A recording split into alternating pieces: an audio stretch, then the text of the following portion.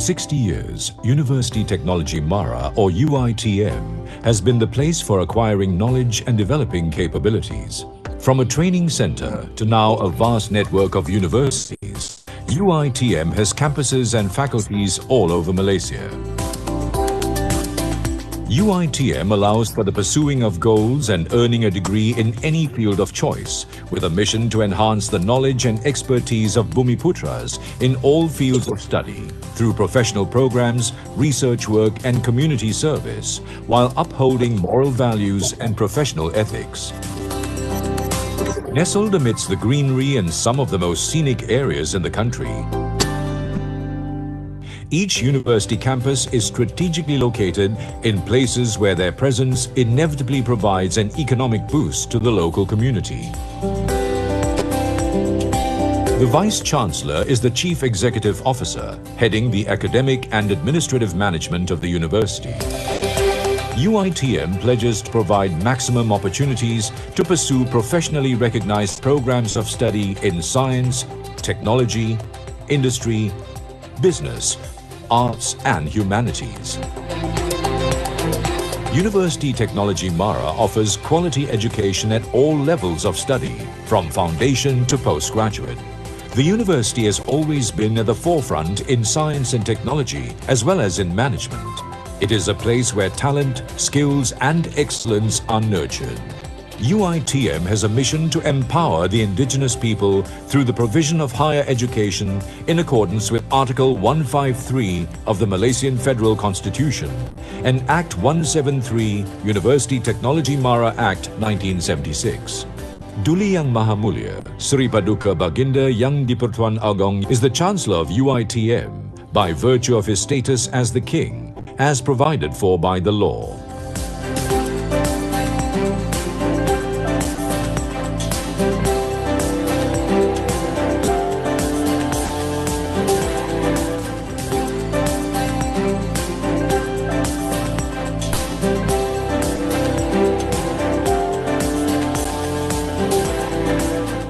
UITM has established 8 centers of excellence and 1 COE to enhance the scholastic, creative and innovative capabilities of the university, as well as to facilitate and manage research and development.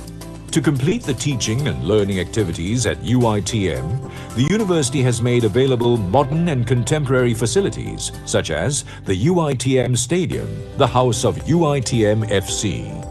With a capacity of 6,000, the stadium is the heart of soccer and it has played host to an international match in 2009. UITM also has an Olympic-sized swimming pool for the use of students and staff. The pool is also open to public on certain days. Built in 1972, Perpustakaan Tun Abdul Razak, or the Pita Library, has grown by leaps and bounds, housing thousands of international titles for all programs of study.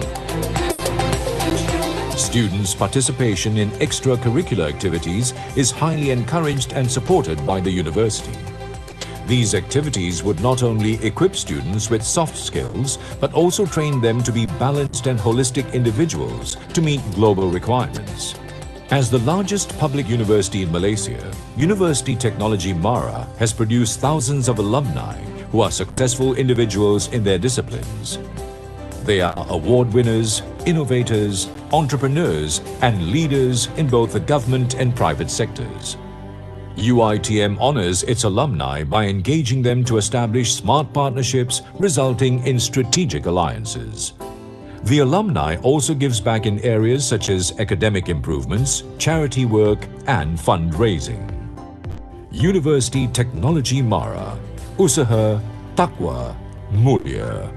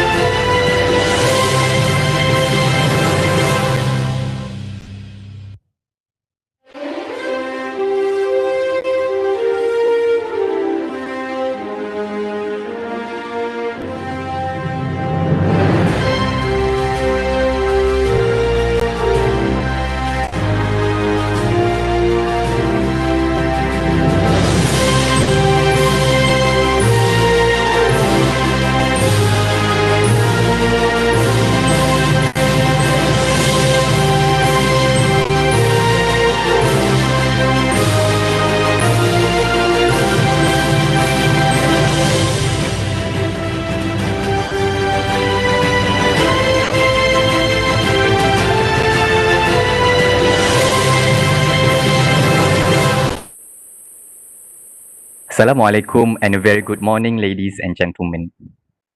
Yang berbahagia Profesor Datuk Dr. Muhammad Ibrahim Abu Hassan, patron of IIIDentEx2020 University Technology Mara, Associate Professor Dr. Budi Aslini Mat Sabri, Chairperson of IIIDentEx2020 University Technology Mara, Dr. Rezal Khairi Ahmad, Chief Executive Officer Nano Malaysia Berhad, yang berbahagia Profesor Dr. Wan Ahmad Kamil Cik Mahmud, Honorary Professor School of Chemical Sciences, University Science Malaysia, yang berbahagia Profesor Datuk Dr. Zainal Arif Abdul Rahman, Professor of Faculty of Dentistry, IITM, and respected participants.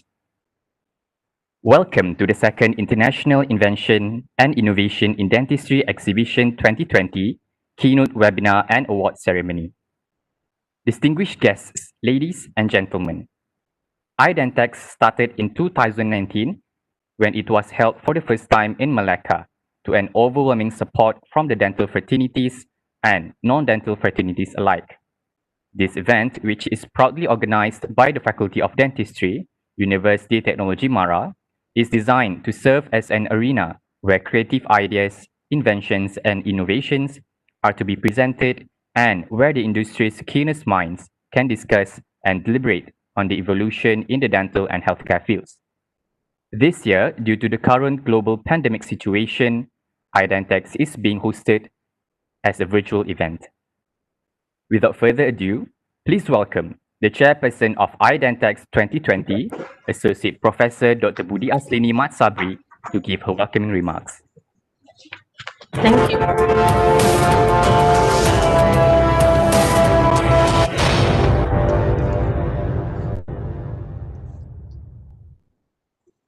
Thank you, Amir. Yang berbahagia Profesor Datuk Dr. Muhammad Ibrahim Abu Hassan, Dr. Rezal Khairi Ahmad, yang berbahagia Profesor Dr. Wan Ahmad Kamil Cik Mahmud, yang berbahagia Profesor Datuk Dr. Zainal Arif Abdul Rahman, and ladies and gentlemen. Assalamualaikum and a very good morning. On behalf of the organizing committee, it is with great pleasure that I would like to welcome you to the second International Invention and Innovation in Dentistry Exhibition 2020. This year has proven to be an interesting and challenging year for us all. Little did we know when we chose the theme for this event, Innovative Oral Health Solutions for Clinical and Community, that we would have to innovate the very idea of the event. From hosting a physical event by the sunny beaches of Feringhi to a virtual platform such as what we are doing today. Even though you will be missing out on the beauty of Penang this year and the joys of partaking of laksa and nasi kandar will have to be postponed, I believe participants will still be able to benefit from the intellectual and creative stimulus that the virtual IIDentEx 2020 will provide. I would like to congratulate all the participants who have courageously adapted to the new norm and produced such high-quality video presentations showcasing their projects. And I would like to take this opportunity to invite all the participants and viewers to view these presentations on our IIDentEx website. I would also like to thank all our generous sponsors who have made this event possible, namely Nano Malaysia Berhad, Bintang Saudara Sdn Berhad, SMR Maju Resources Sdn Berhad, IE Trade Sdn Berhad, Premier Dental Sdn Berhad, Syarikat Akhmar Malaysia Sdn Berhad, Shaduna Sdn Berhad, Kalmal Sdn Berhad, EDI Dental Supplies Sdn Berhad, Dentapex Sdn Berhad, Colgate Palmolive Malaysia Sdn Berhad, Medilife Sdn Berhad, and last but not least, One Dental Sdn Berhad. I am pleased to announce that today we will have the pleasure of listening to three distinguished speakers talk on issues pertinent to dentistry and innovation. Thank you to Dr. Rezal Khairi Ahmad, Professor Datuk Dr. Zainal Arif, and Professor Dr. Wan Ahmad Kamil for agreeing to grace our event. Last but not least, I wish all the best to all the participants, and I hope you will enjoy the session we have prepared for you. Thank you very much. Thank you, Associate Professor Dr. Budi, for the welcoming remarks. Ladies and gentlemen, now let us warmly invite the patron of IIDentEx 2020, yang berbahagia Profesor Datuk Dr. Muhammad Ibrahim Abu Hassan, to give his officiating remarks.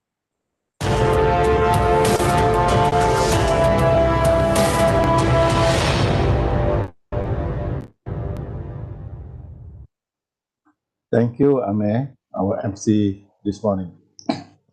Yang berbahagia, Profesor Datuk Dr. Zainal Arif, Profesor Dr. Wan Ahmad Kamil Cik Mahmud, and Dr. Rizal Khairil Ahmad, our esteemed speakers for today's event. Associate Professor Budi Aslini Sabri, the organizing chairperson of our second IIIDentEx2020, and respected participants. Assalamualaikum warahmatullahi wabarakatuh, and a very good morning. First and foremost, on behalf of Faculty of Dentistry, UITM, I welcome all of you to our second IIIDenTex 2020. This event is organized to provide a platform for researchers, inventors to share their experience and to show what we in dentistry can do to improve the delivery of oral health to our community, and also to improve the teaching and learning methods for our students. Yeah? And this, as Dr. Budi has now just announced just now, this program this morning, we have three eminent speakers who want to share with us their knowledge so that we can have a better view of what's going on in the country or in the faculty currently. They are, of course, Professor Dr. Zainal Abdul Rahman, Professor of Oral Surgery at Faculty of Dentistry UITM, who just joined us this month. Yang berbahagia Profesor Dr. Wan Ahmad Kamil Cik Mahmud, Honorary Professor, School of Chemical Science, USM, and of course our Dr. Rizal Khairil Ahmad, CEO of Nano Malaysia, which happened to be our also main sponsor for this event.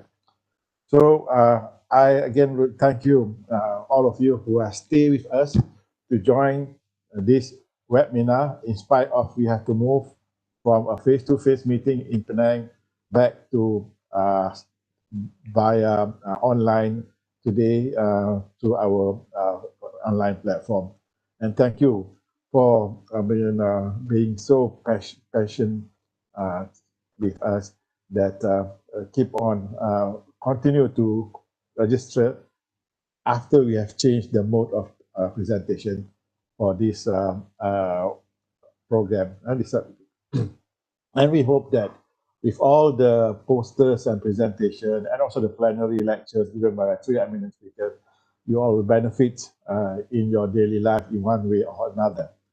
Okay, and I was informed that we have at least 70 projects to take part in this program, and more about 200 registrants in the official register. But of course, since we are also going online through YouTube, many more, we expect many more to be with us this morning. So I, on behalf of faculty, thank you all again for all of you to come and listen to our speakers and browse through our projects that was posted online for several days since a few days ago. Okay, on behalf of Faculty of Dentistry, I also like to thank all the 13 sponsors who Dr. Budi has mentioned just now, who make this program and easy for us to organize. Also, any other contribution with in kind, I would like to thank you all of them for the for the support and help given in ensuring that our program runs smoothly. Last but not least, I would like to congratulate Associate Professor Dr. Budi Aslini Sabri and his team who have worked hard, extremely hard in organizing this event. You with this pandemic COVID-19, who have moved from face-to-face to the online platform, which is another new experience for us to organize this big scale event for online. Of course, we have from time to time organized a small lecture series, but this takes a big project, good experience for us. Okay, Budi, thank you and your team who have worked very hard. And without further ado, I with lafaz Bismillahirrahmanirrahim. would greatly appreciate this second IID International Invention and Innovation in Dentistry Exhibition 2020. We have a team. What is the team? The team Innovation Oral Health Solution through Community and Clinical Dentistry. Sekian wabillahi taufiq wa hidayah. Wassalamualaikum warahmatullahi wabarakatuh. Thank you and stay safe. Thank you, Professor Datuk, for the officiating remarks. Now, we will move to the keynote webinar session.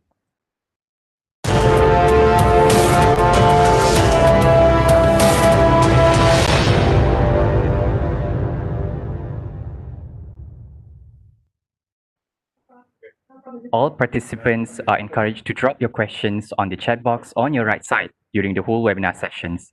We will answer the questions at the end of the talk very shortly.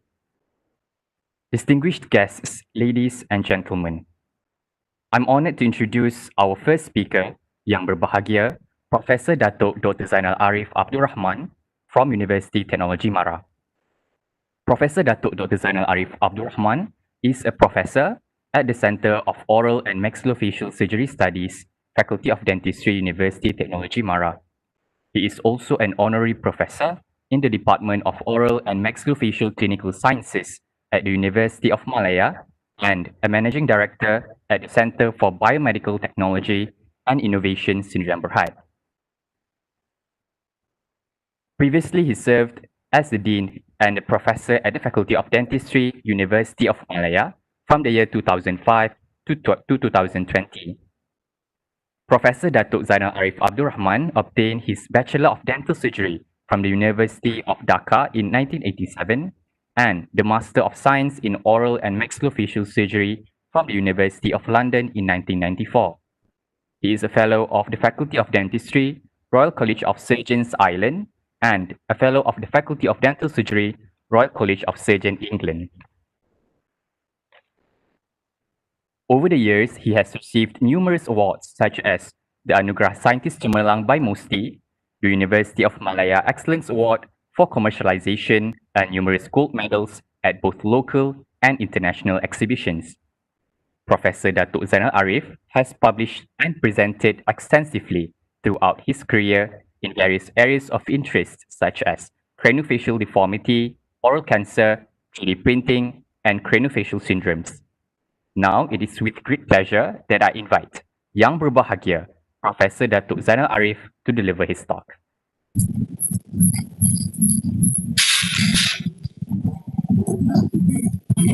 Bismillahirrahmanirrahim. Thank you very much, Mr. Chairman, for the kind introduction. Assalamualaikum warahmatullahi wabarakatuh. And very good morning, everyone. Honorable Deans, distinguished guests, ladies and gentlemen. Before I start, I would like to thank the organizing committee of IIIDentEx2020 for inviting me to give a lecture this morning. And for the next 30 minutes or so, I'd like to share with everyone here my experience with utilizing 3D printing in facilitating my daily work in cranio-maxillofacial surgery. Alright, 3D printing is actually additive manufacturing, and it was invented by this person here, Chuck Hall, in 1983.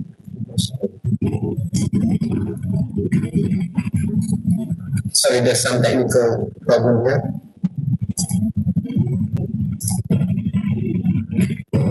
Right, this is my first slide. Yeah, it's about 3D printing. It's additive manufacturing, which is invented in 1983 by Mr. Chuck Hall. And over the years, the 3D printing has undergone tremendous advancement in technology. And up to today, 3D printing able to print a typical scan sheet. And this is a strategist 3D printing that we own at my company, CMGI. And this printer can print out a gun, a pistol that can fire bullets. All right, in terms of accuracy, the printed model have been validated by a few workers here, Bill and Rotten 2004, it seems that the standard deviation from the original size is less than 1 millimeter. All the workers that have done it, and it's also good that the accuracy of this printing model is the standard deviation from the live measurement is less than 1 millimeter. And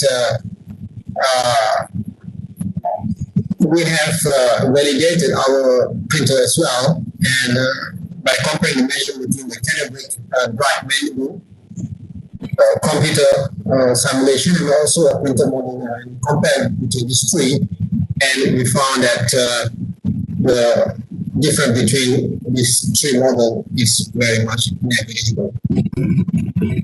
All right, this is a common statement problem that is been talked about by every surgeons that involved in the augmented surgery. And since the face is always exposed to the public view, and it's always on the top, when we socialize, our facial expression plays a very important role.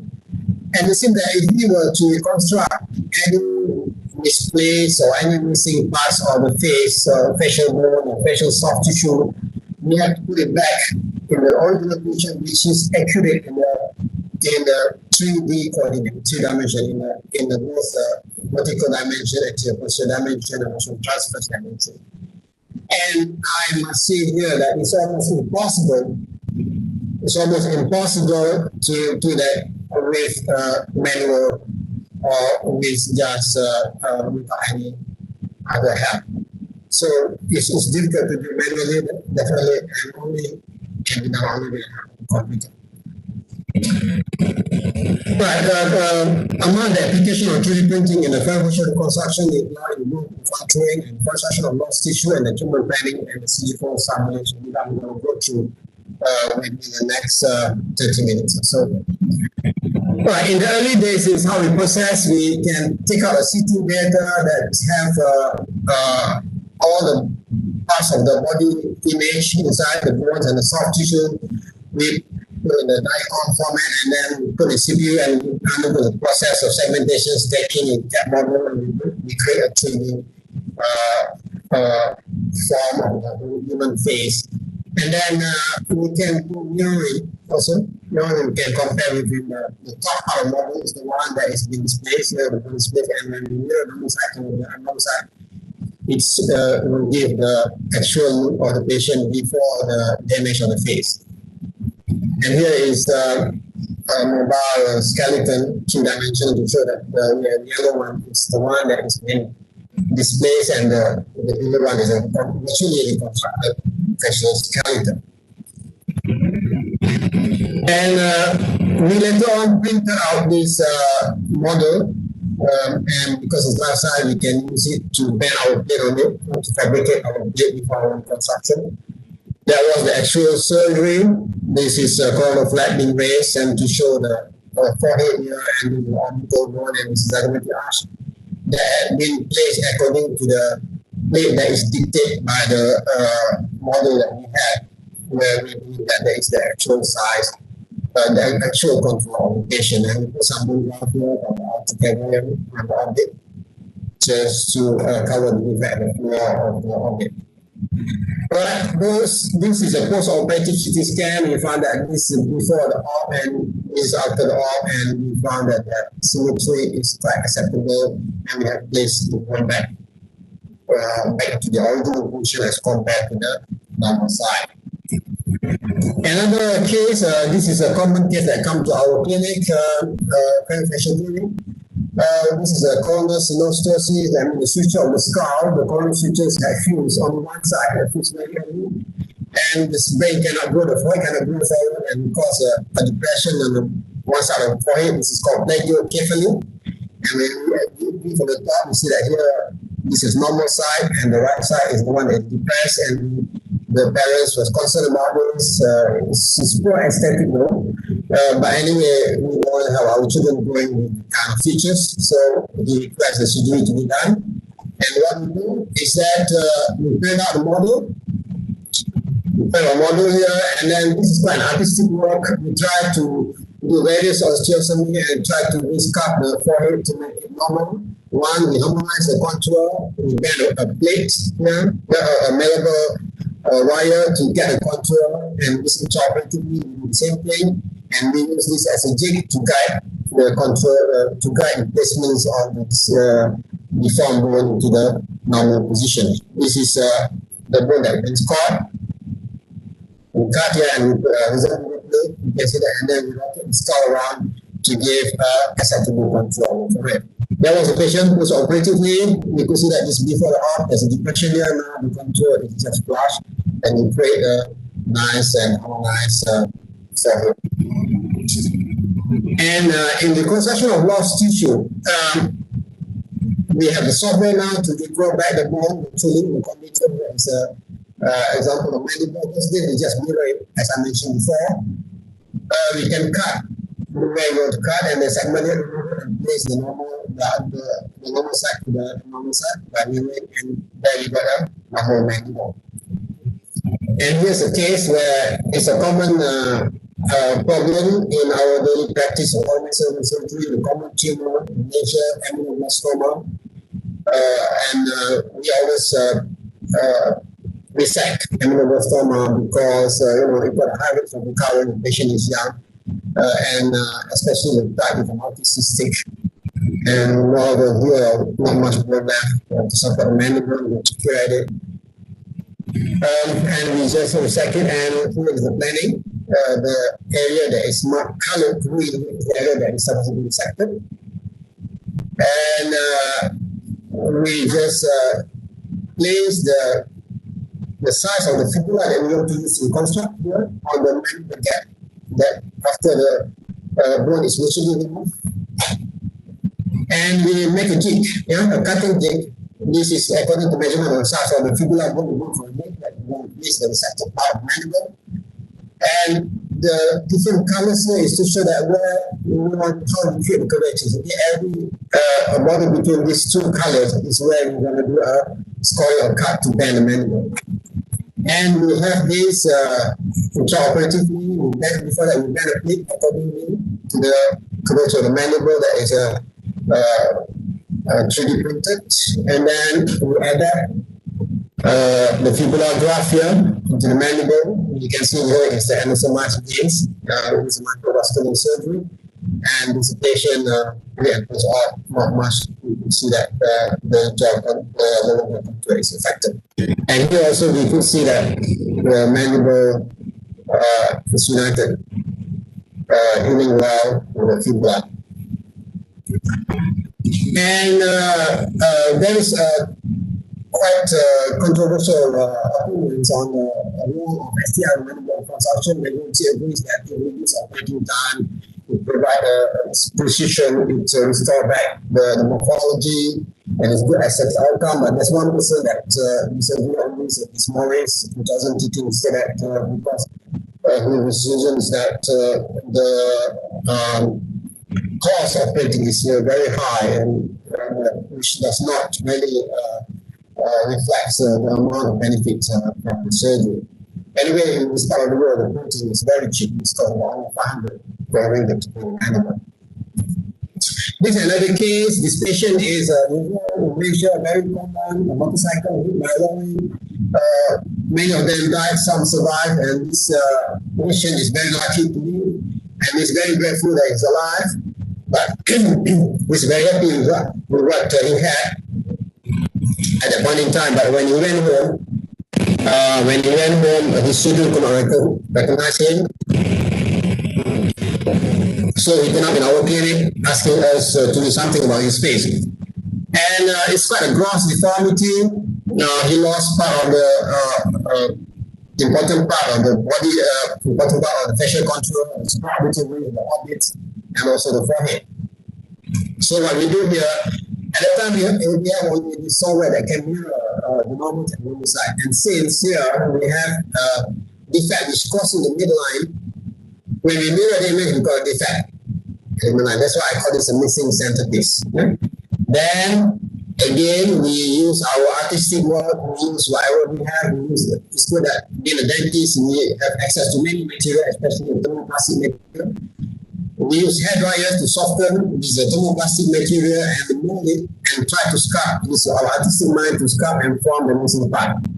And then we scan the bone and we produce the second prototype, which covers the whole defect, the whole defect part of the skull, the whole defect. All right, then we translate this is, I think, all the dental will know that this just represents the large part of the mold for the denture. Okay, for denture mold, where you fabricate your dentures.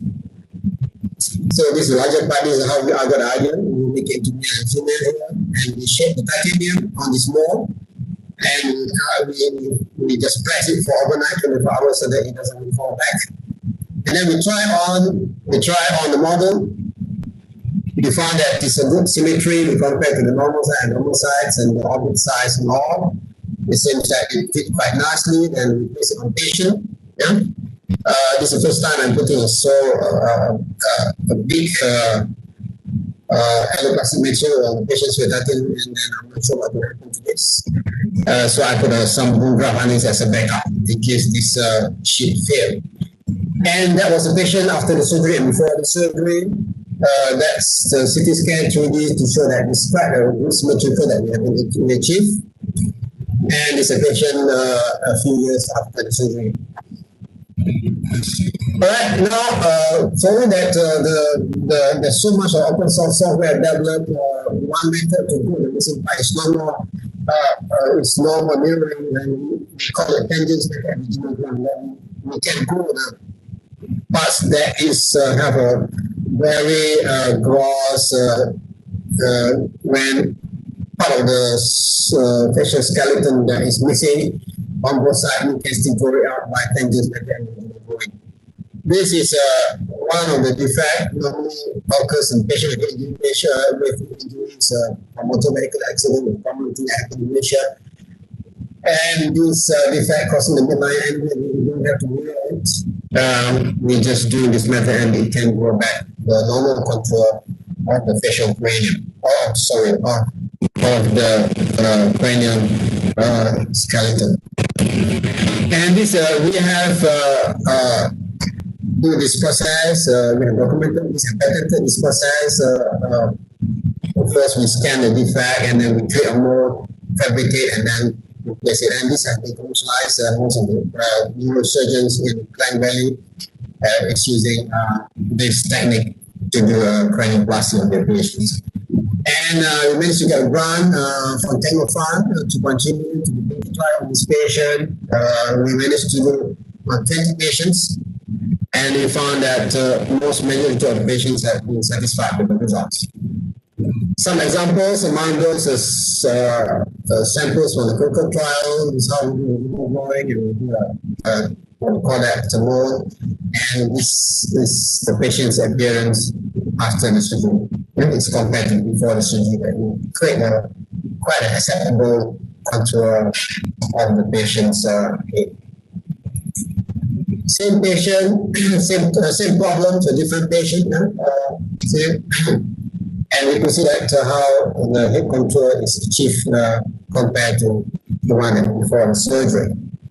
Right, this is a very important role of 3D. For me, this is the most valuable application of 3D printing, where we can set direction for this distraction of surgeons' technique. This technique is quite old, have been around for more than 100 years, and popularized by Elizor, a surgeon, orthopedic surgeon in Siberia, where suddenly they have these organs who have smashed their leg, and Dr. Elizor managed to grow their leg back, to manage to elongate their leg by using distraction osteogenesis technique. And we apply this to the facial skeleton. We can distract the alveolus, we can distract the mandible, we can distract the maxilla. However, the use of this 2D printing model allows us to set a correct vector for this patient. Right, this is some advantage of 2D printing in the practice of distraction osteogenesis, allow pre-adaptation of foot plate. If we prepare the food plate and put on the patient, it takes about another hour, and second direction is most difficult. If you keep a wrong direction, the blood moves the wrong way and give a poor results. And we can plan where we want to cut the bone because we know where to place the food plate and where to set the vector. And we can estimate how much movement that we can achieve in the patients by planning on the model. Alright, here's one example, very severe deformity, we call it Naegel syndrome, where very small mandible, and patient could not breathe because the tongue has been pushed back and blocked the airway, and had to make a tracheostomy here, patient with tracheostomy. And the aim of this treatment is try to win the patient of the tracheostomy so he can breathe normally and able to speak. So that's why we do only before the patient start talking. But we point out the model, you can see that a very small mandible for every, you can see that very retromatic mandible. This is the airway assessment. You can see that the blue part is the airway, and halfway it was totally blocked by the mandible and continued again in the trachea. The red color one. So it's totally blocked by the tongue because the mandible is not able to put the tongue forward. We plan it, print out the model, and simulate the movement. This is very well good because we can set the movement of the mandible towards the right direction. Doesn't go down, doesn't go too much up, it just been right for this patient. This is a surgery. It's quite a short surgery, take about an hour just to cut off the mandible with preservation of the intradental nerve. We place the what we call a distractor. It's very easy because we already have a jigs to guide where to place it.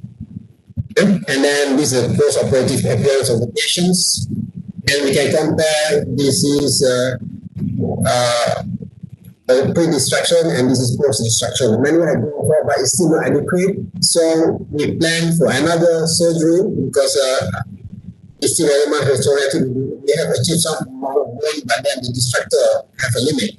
So we plan for another distraction, we do the same thing, and this time we move a bit further.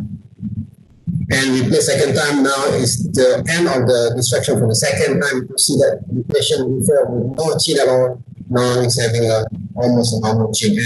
And this patient is waiting to be rid of the tracheostomy.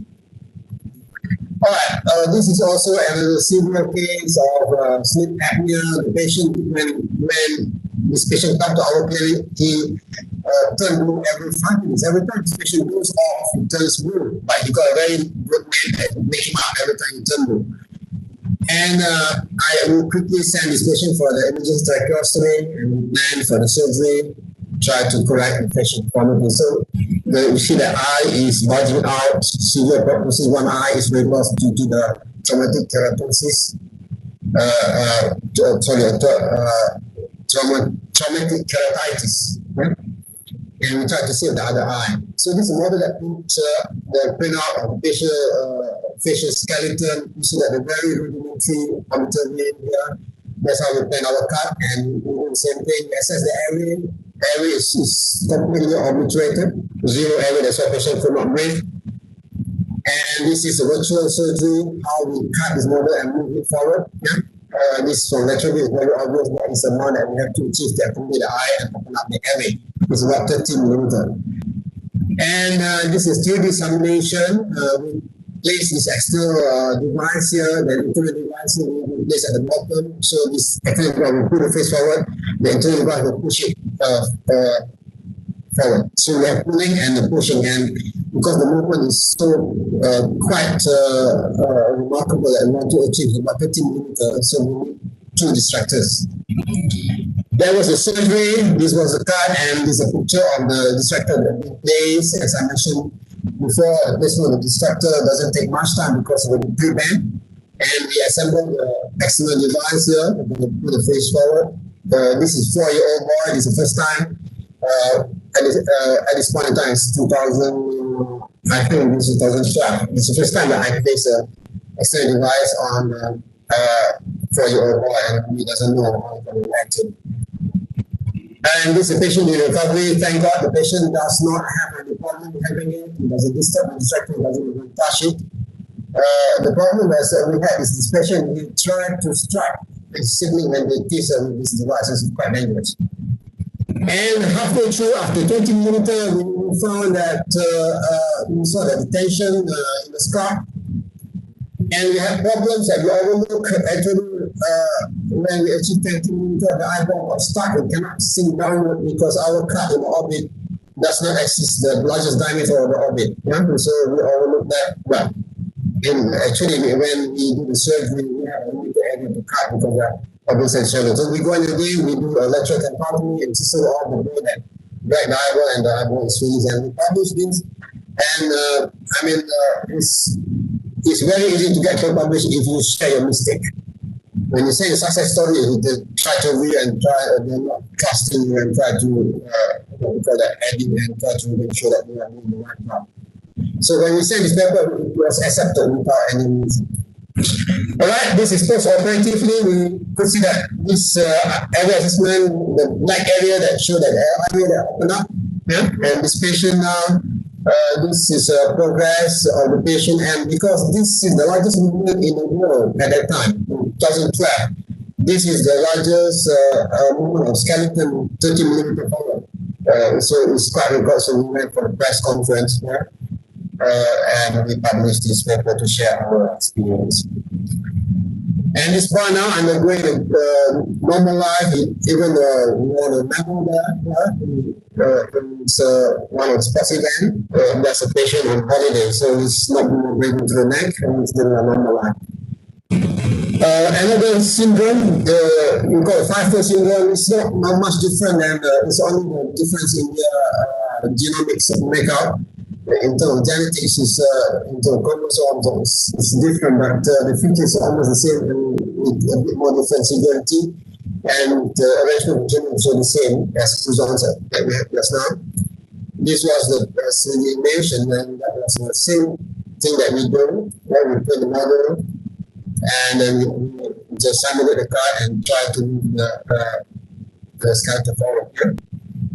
And this is the same surgery. We place the structure, where is it supposed to be, and we try to move it, and you can see that it's moving forward. Later on, we have to put it back in because we have to activate the only 1 minute a day. That was the whole patient skeleton after the surgery has completed. As a patient, immediately post-operatively, accommodating very well, adjusting very well with the device. There was the patient's progress. You could see that at the end of the treatment, the eyeball has seen back compared to eyeball budging outward, and the midface also have come forward. And the patient now have been off on tracheostomy.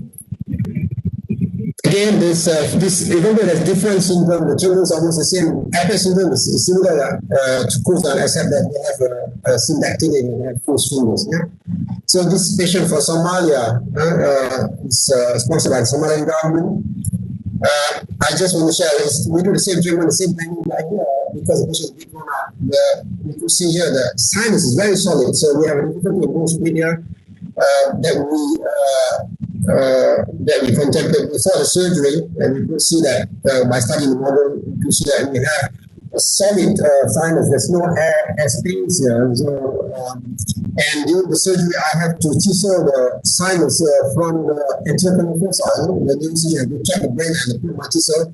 And thank God, with the help of this model is also a map to navigate the instrument. So I could navigate my instrument, avoiding the eyeball and chisel split the patient anterior part of the patient's face at the next to his sinus. So that's one of the advantages of the 3D model. And this patient's progress.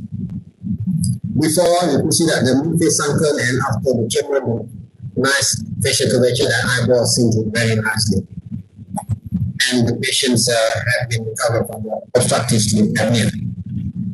All right, these are ending my lectures. I conclude that the computer technology and 3D printing have very much facilitate my surgery in terms of improving treatment outcomes and reduce operating times and broaden the surgical scope.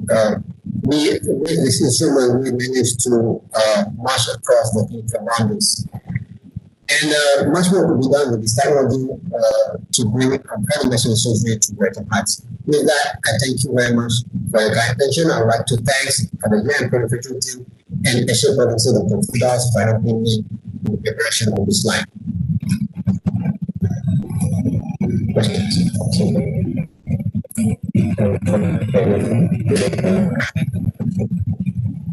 Thank you, Professor Dato Dr. Zainal Arif, for the insightful talk. Now we will open for a short Q&A session. I will read out some of the questions which have been posted on the chat panel.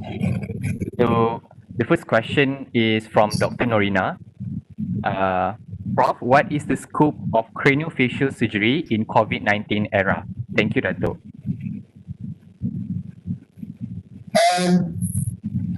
All right, for us, business as usual in practice. It so happened that before this third wave, I mean, when our what we call that our could be flattened down at that time, our community is slow. So we still do a complete craniofacial surgery at that time. We have patients and we follow the same triage. That is, we do a COVID screening. Patient will come 2 days before the surgery. Yeah, we do full COVID screening, and then beyond that, we limit the visitors. Okay, we limit the visitors, and from the day that patients screening done, then patient not allowed to go to the hospital. Otherwise, there's no way.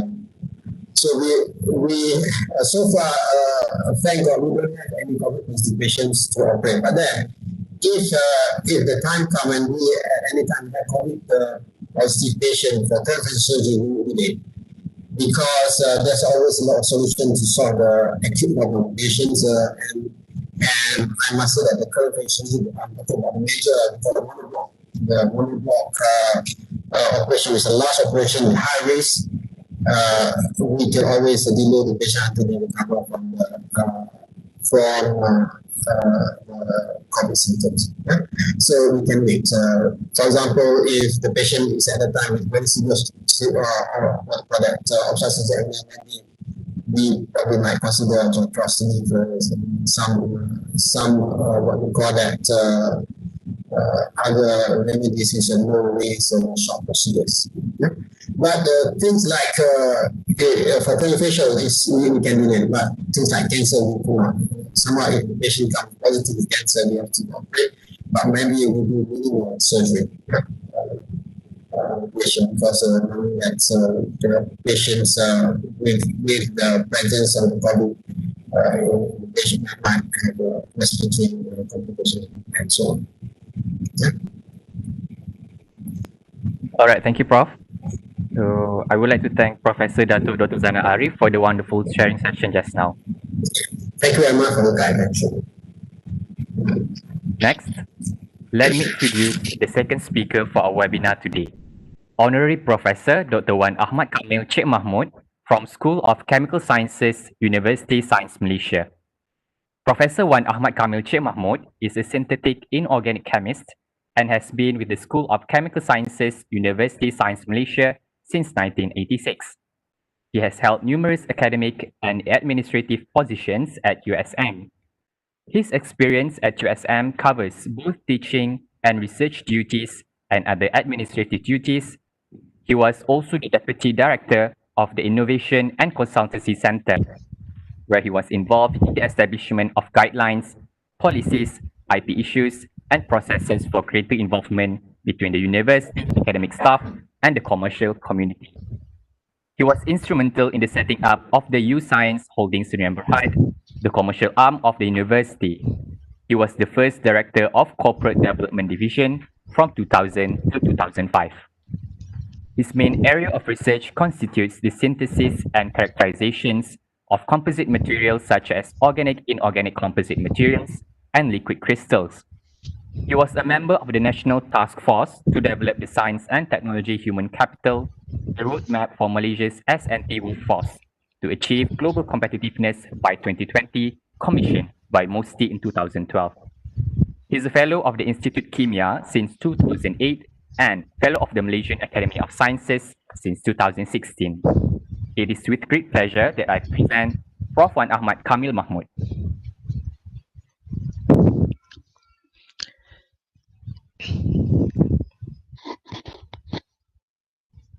Uh, Good morning. Assalamualaikum warahmatullahi wabarakatuh.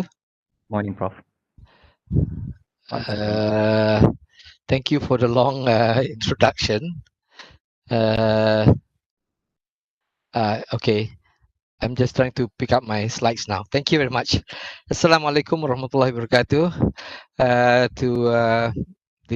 Thank you for to the organizing committee for inviting this. I'm surely feel out of place here, but being a material chemist, I know many dentists and then also many chemists who works at the with the dental faculty or the dental school.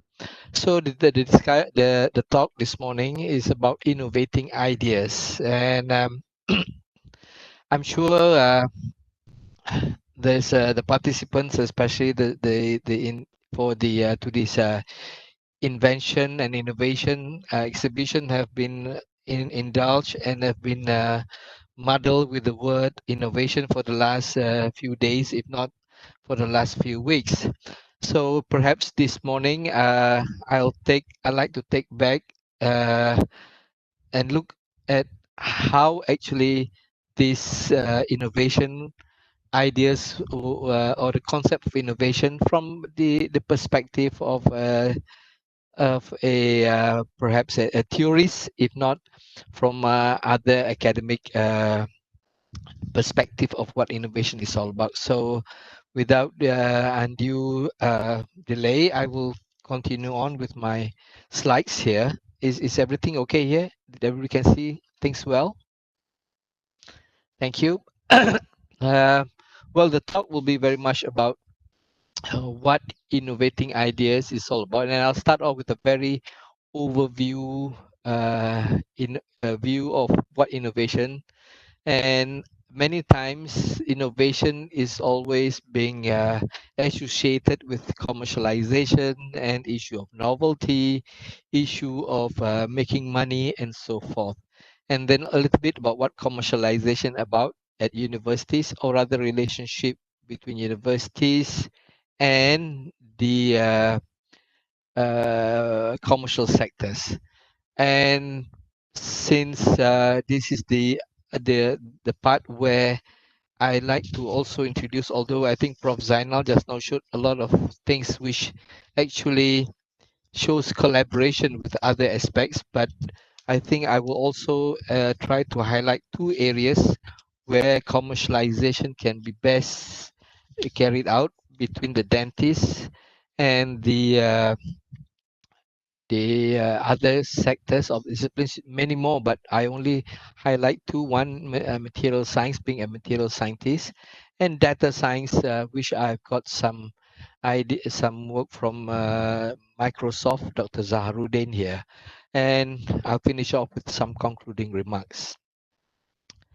The future, when you go into the Google and just type out what innovation in dentistry, you get many things coming out. And latest, I mean not latest, but in June 15, under the voice of dental education, they wrote a long list of future dental technology and innovation. So I'm sure dentists and students of dental faculty are fully aware, if not very much involved in innovations. And dentists, like other professionals, are both the end users, if not the potential customers for any innovation that is developed. Just like engineers, they will develop something, and then from there, they could immediately use it and apply it around. Different from people like myself, who are actually scientists and chemists or physicists, where we do these things and then hopefully we will try to find some application in the commercial world or in the other professional disciplines. On this note, I'll talk a little bit more about what that is all about later on. The first few slides will be on basic matters about innovations, what is it, how it comes about, and perhaps a presentation may help collaboration with other disciplines and also help you to open up and see what other areas or other people that you can collaborate with.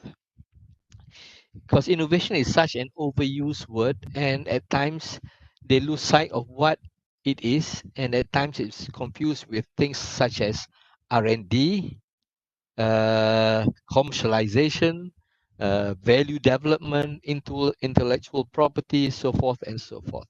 But I think one of the better definitions is perhaps in this slide here, which talks about innovation is about creating new knowledge or about using existing knowledge in ways that create new forms of thinking or new products.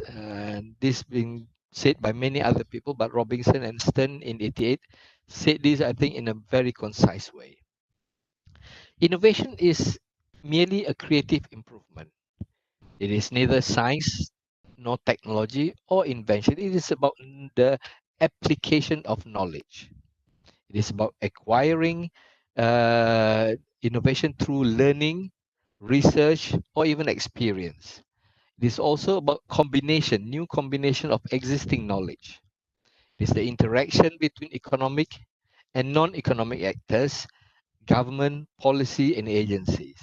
And on this note, the Malaysian government has two major agencies which looks after or which is supposed to assist people with innovation and bringing them up to for commercialization purposes. This is AIM, the Agency Inovasi Malaysia, Malaysian Innovation Agency, and the other one is the Perbadanan Harta Intelek Malaysia, or MIPO, or before and now it's called MIPIC, Malaysian Intellectual Property Corporation. So these are the two things. So as you can see, innovations are really about things which needs a lot of collaboration and interaction between many sectors.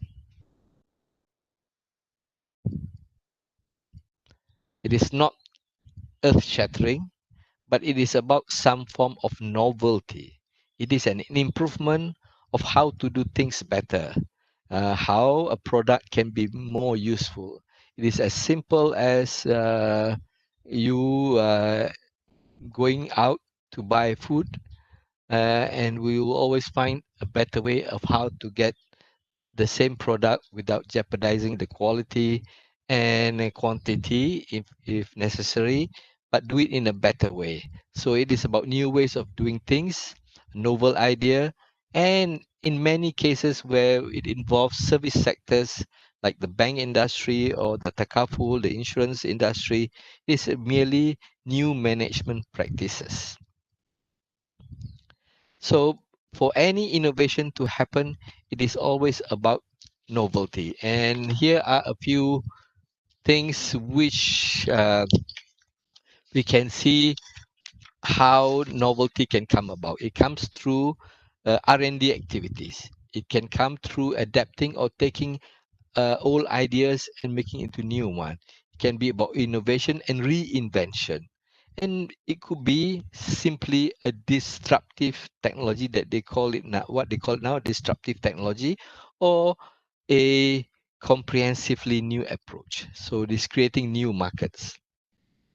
I have to tell you a little bit about, I got involved with this issue about innovation back in the early 90s, where I was with the Innovation and Consultancy Center at USM. And I think, if I'm not mistaken, this is among the first few centers that was created under the group, under the title of Innovation and Consultancy by the now Tan Sri Musa Muhammad, who was then the Vice Chancellor. But looking back, USM, or University of Science Malaysia for that matter, is also is an organization, is a university that was formed out of a lot of innovations. It is we can call it an innovative organization, because from its inception, being the second university in the country it has to be different from University Malaya. The university starts out with a school system versus the faculty system. We never had initially a engineering, but we have what you call the School of Industrial Technology, and this is to produce or to get graduates who are knowledgeable technicians, or rather academically enhanced technicians. And rightfully so, 20, 30 years later, all this issue about TVETs are coming in, and how the importance of technicians are being highly regarded. So these, in a way, make this issue about innovation a very close thing to my heart, because at USM we do practice this our way. Whether it is the better way or not, it is for history to tell or for people to say. But certainly we started off with a very innovative, different from normal universities at Malaysia at that time. So in order to have to make novelty, there are a few characteristics here, perhaps that many more, but this is what I think are quite important for innovators, for inquiring minds, and perhaps this is something that the faculty can institute to the students, if not to the faculty members, about how to get novelty by having issue by talking about empathy, experimental, multiple perspective, or now they call it lateral thinking, optimisms, and so forth. So in empathy, we have to teach, or we have to train your mind to be inquisitive, to be creative, to recognize problems and put yourself in other people's, in the problem, in the people who needs to solve the problem, as opposed to somebody who just wants to sell a solution. Experimental is to what academicians will do a proper research and development experiment work to come up with ways and things as to make it the best. Multiple perspective, integrative thinking, look at what other disciplines can contribute and put it together. And optimism, never say die, able to face solutions, propose solutions to problems. And then you come to this myth and this issue where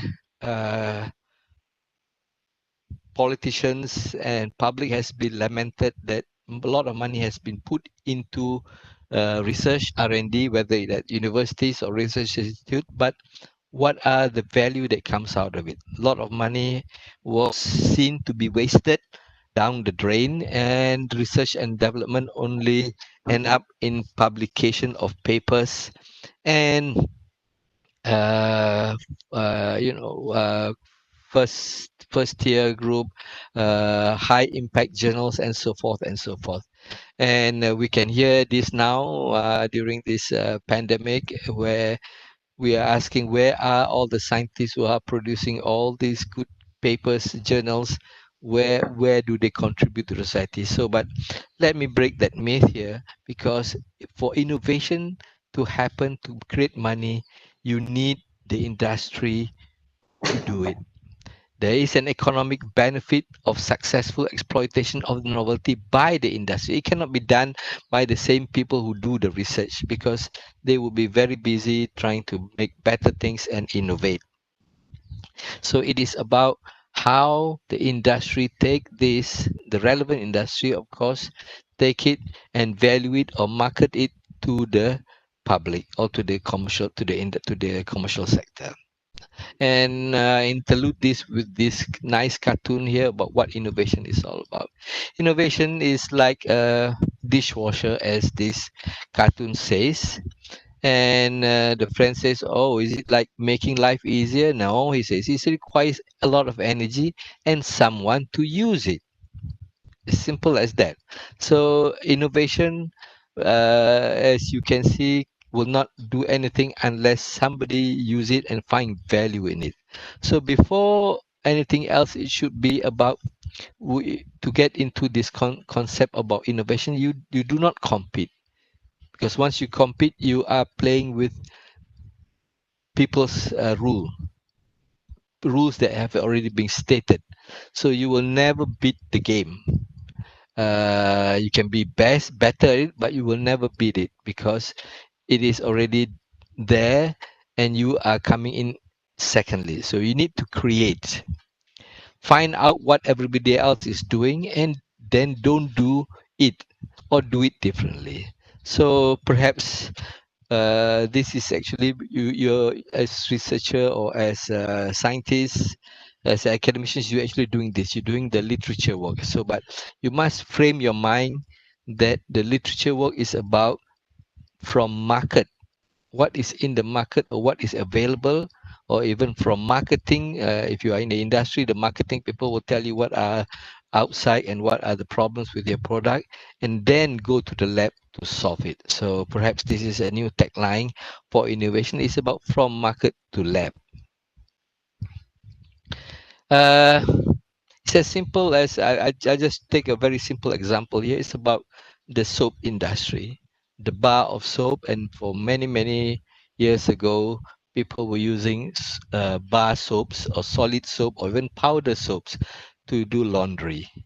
And for a long time, nobody cares until somebody sort of thought and feel that they waste a lot of soap because you can never use every part of the solid or the bar soap to finish it off. So you feel that you wasted it.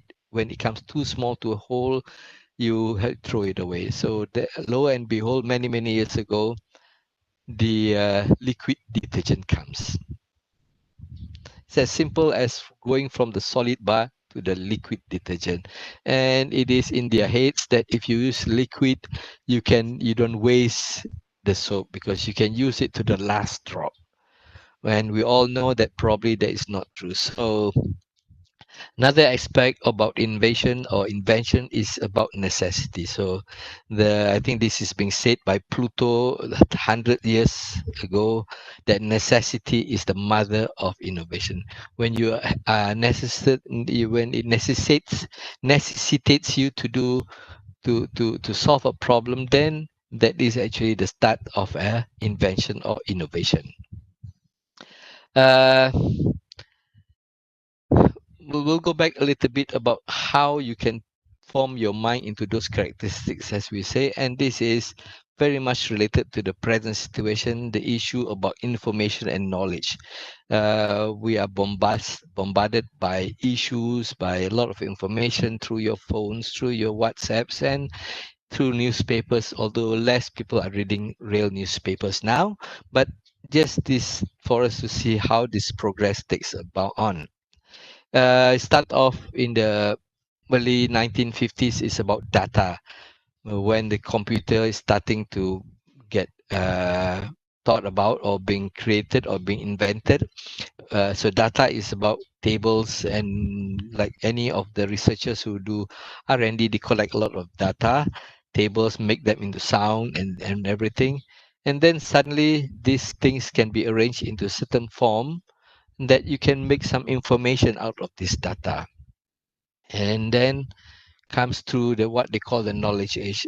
Back in the early 2000 or late 90s, a lot of talk is done about knowledge workers, knowledge economy, knowledge here, knowledge there. But knowledge here means the application and the use of information with human actions and human knowledge. And finally, you go to wisdom.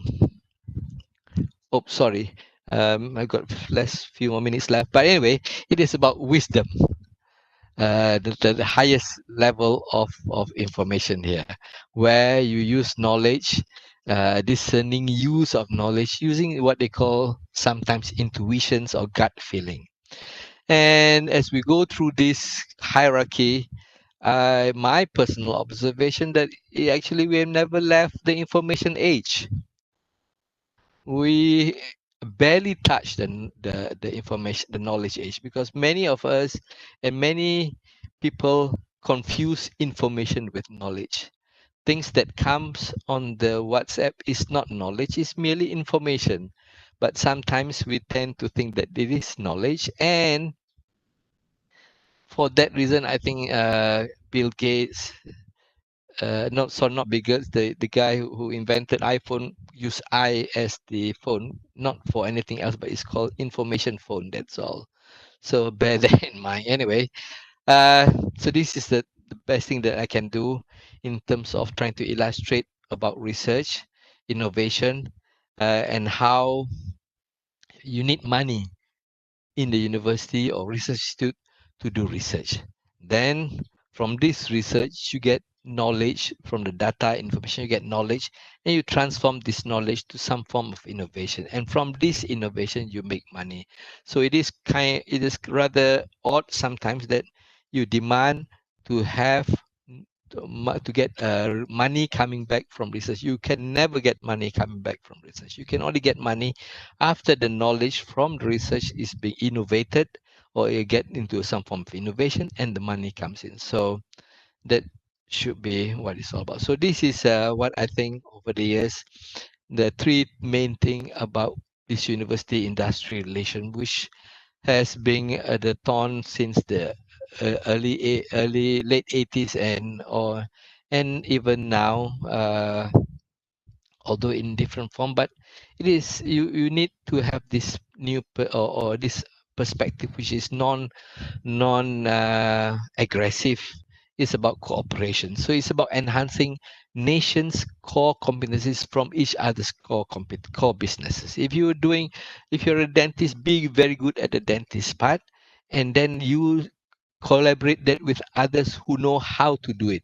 If you need a new material, you find somebody who knows how to do material work so that you can know, but because you know what to do with it. Similarly with all other things. And then we must not confuse ourselves with what research is all about. There are various types of research. If you want to do a proper and long-term research to understand the basic principles, the underlying concepts so that you can use it for other things, that's called long-term research. That is R&D. The research that sometimes people and the public get confused is that contract research. If you do contract research, yes, you pay for what you want and people will do it in the due time, and that should not be a problem. So two areas for possible collaborations here is, of course, one, material science, as I've indicated, is close to my heart. And I like to highlight you a few things here, which is biogenic and biomimicry. This work has been going on for almost more than 15-20 years, where researchers, mainly chemists and physicists and biologists, look at how nature has made things very well. I mean, for that matter, the teeth, the animal teeth, in your mouth. I mean, nobody can do it better than Allah Subhanahu wa Taala, because that is the best material. It has covers so many aspects. The best silica that you can get actually from sand, but also there's a lot of silica from the paddy stalks. So, but nature and God has done it in such a beautiful way that they use everything and they make into the best form. So there are people who are doing a lot of work in this area to emulate, to see how things are being done very nicely, naturally, and try to mimic the approach. So a biomimetic and bio-inspired approach is one of the most promising scientific and technology challenges in the coming years. And I think this is very much relevant to people like in your area, scientists, dentists, or even in the medical area, not necessarily to the parts of the teeth itself, but also to other parts like Prof. Datuk Zainal have indicated you need to do repair on your skull. So these materials need to be as closely adaptable or as closely similar to the original skull that they come. Bio inspired rather materials and systems, adaptive. It should be adaptive material, nano materials, and I'm sure your big sponsor, Dr. Rizal, will tell you more about all these things here.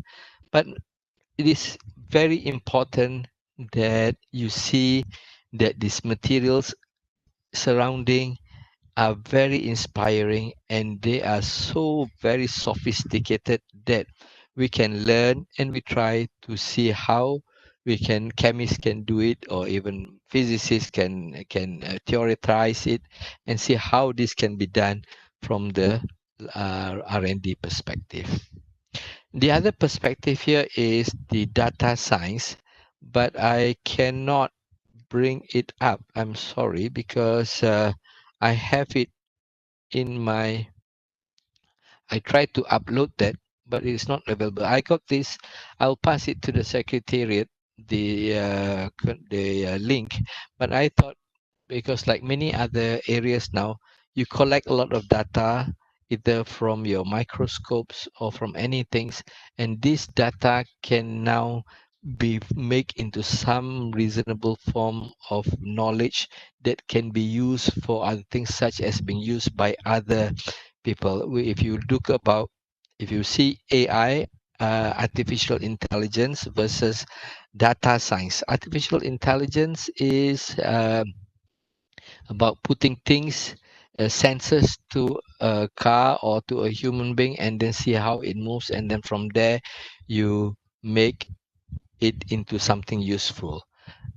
Data science is a little bit more interesting because you can collect anything, all the data, and then find its use in your own area. And I think as scientists, you probably have seen this. Oh, good. I have this up with me now. Can you see this? Can everybody see this? Data scientist. Boleh nampak ya? Sorry, Prof, we can't see the data yet. Oh, the data science thing is in the PDF. It's a link to my presentation, but I'm sorry you cannot see. But there are two, three slides here. I'll pass it to the secretariat if you really want to see it. It was given to me by Dr. Zaharuddin, and this is all the data science, how you do classification, and then you can do regression, you can do reinforced learning, anomaly detection, and clustering with data science. And I think this is something that perhaps the dentists, especially the one in the theoretical aspects of dentistry, can use this to do a lot of R&D and work on this data science. So you still cannot see this, right? Can you see this? No. Okay, sorry. So No, I'll we go can't. back to tak dapat tengok. No, Prof, sorry. Okay, it's okay. Boleh dapat? Okay, in that form, in that case, I will quickly finish off. I think my time is almost done here. Anyway, just to go back a little bit about what innovation is all about, there was an article in The Economist in 2013 where the world is all sort of uh, uh, gasping and looking for inventions, because actually there is no real inventions for many years, and if whatever that you have seen now is actually a technology foundation that was formed 150 years ago. So we need more people who have to be innovative and start to invent and make things better, and find new things, because this will help to form the technological foundation for the next thing. So the best way to learn in innovation is to fall and stand and so forth, and then you know what's all about. What I am afraid is that although now you know that they are teaching entrepreneurship in the universities, I think that's probably good, but not so good if you want to have even the Bachelor of Innovation. You will never. Innovation is something that comes through what you want to use it for, and not just studying how to be an innovator. Anyway, few more slides here. This one I like very much. It comes from the chemist cartoons, saying that since we move away from serendipity is a lucky chance, led R&D, very few people now found Eureka, because they are busy trying to publish articles in high impact journals. So on that note, thank you very much again. Terima kasih kepada ahli jabatan kuasa dan juga fakulti pergigian UiTM kerana memberi peluang saya di sini untuk memberi sedikit perkara tentang inovasi. And I'll end up this with saying by one of our local philosophers, practice the good, make good the practice, insyaAllah. Assalamualaikum warahmatullahi wabarakatuh. Thank you, Professor Dr. Wan Ahmad Kamil, for the inspiring talk we have just now. Now we will open for a short Q&A session. I will again read out some of the questions which have been posted on chat panel. So, Prof, we have about 4 questions coming in. So the first question is from Ashman. Assalamualaikum, Prof Kamil. Thank you for the great sharing. I have a question. How can we boost Malaysian dental innovation in international platform?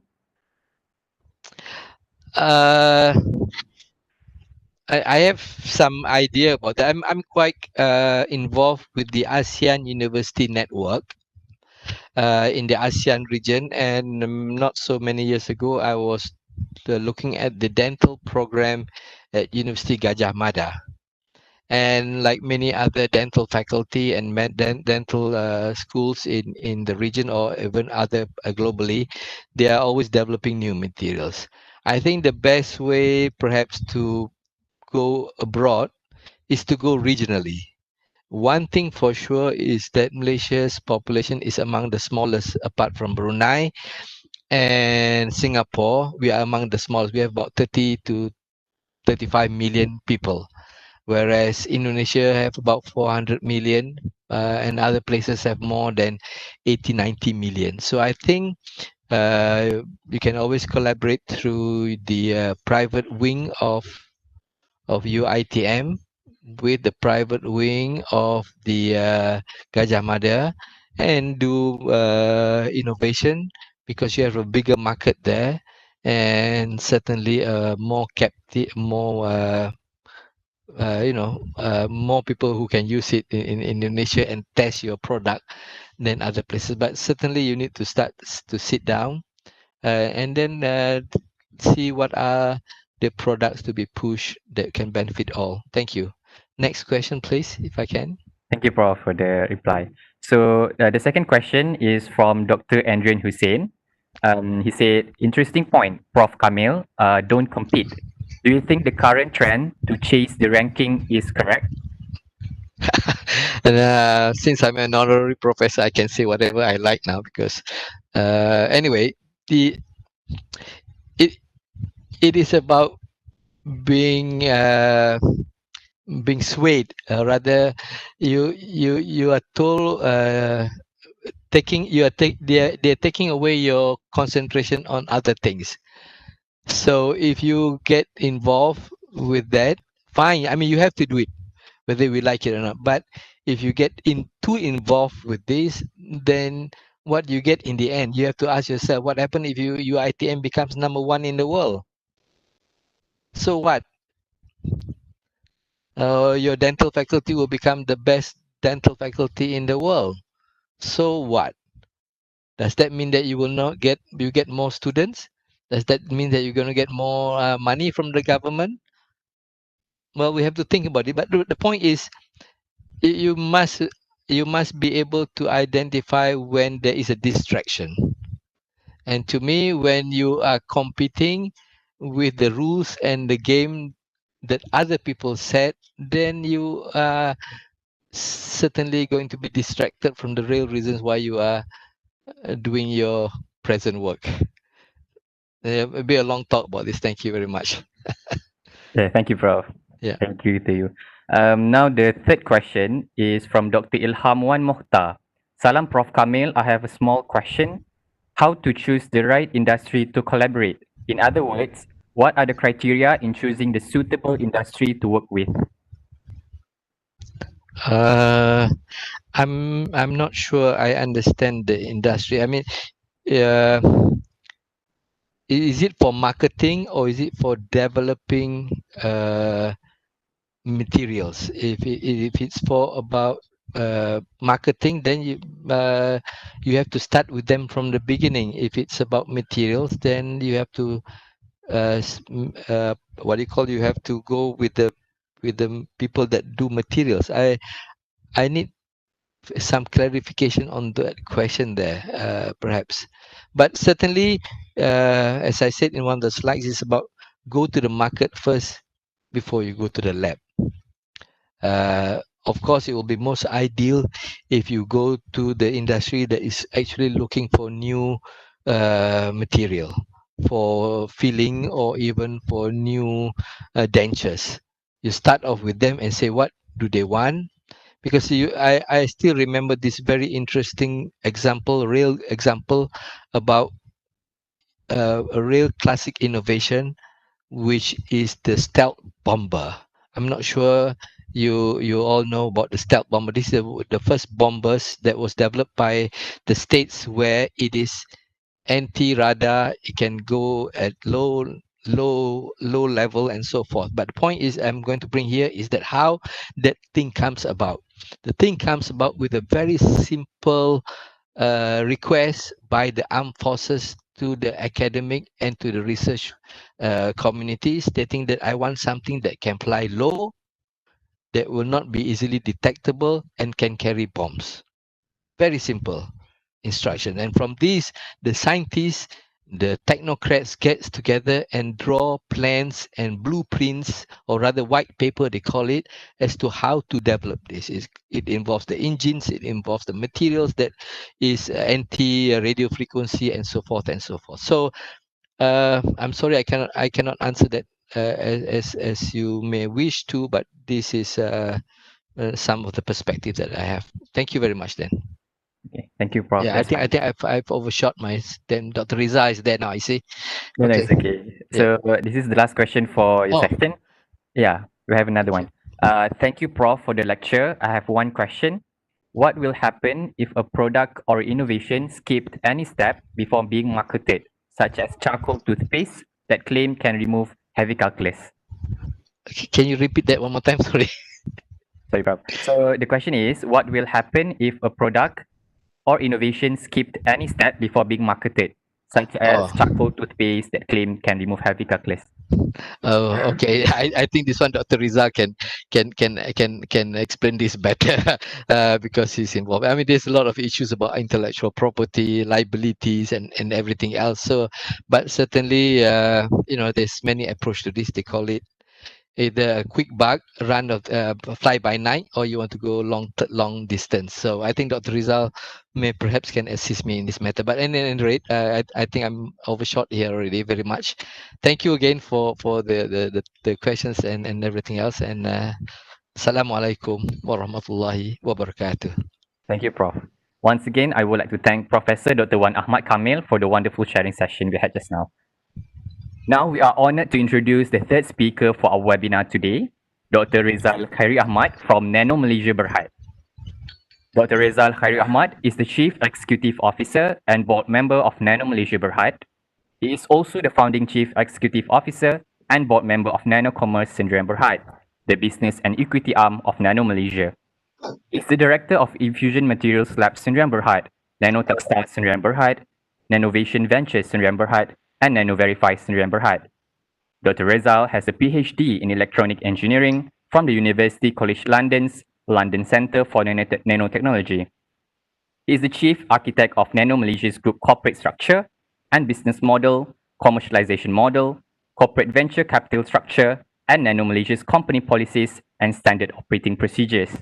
He is also the Chief Architect for Nano Malaysia's 12th Malaysia Plan Programme, namely the Revolution NT Nanotechnology Commercialization Program, the Hydrogen Eco-Nanomai High Impact Project, and the Nanotech Remote Energy System High Impact Project. In 2017, he was listed as one of top 60 influencers that drive Malaysia's economy by International Business Review, and he was also voted as the top 100 most inspirational LinkedIn icons for 3 consecutive years since 2018. Here to share his talk titled Nanotechnology in Dentistry, please welcome Dr. Rizal Khairi Ahmad. Thank you, Samir, our co-host. Assalamualaikum. Good, still morning, right? Good morning, everyone. Thank you for Prof. Wan Ahmad for dropping my name a few times. I think your presentation will transition nicely to what I'm I'm willing to share in my presentation this morning, to share with the audience, the viewers across the nation and maybe hopefully across the globe as well. But firstly, I would to express my gratitude and thanks to Dr. Budi Aslini for inviting me over on this keynote slot this morning. So I'm happy to oblige and to respond to Dr. Budi's request positively.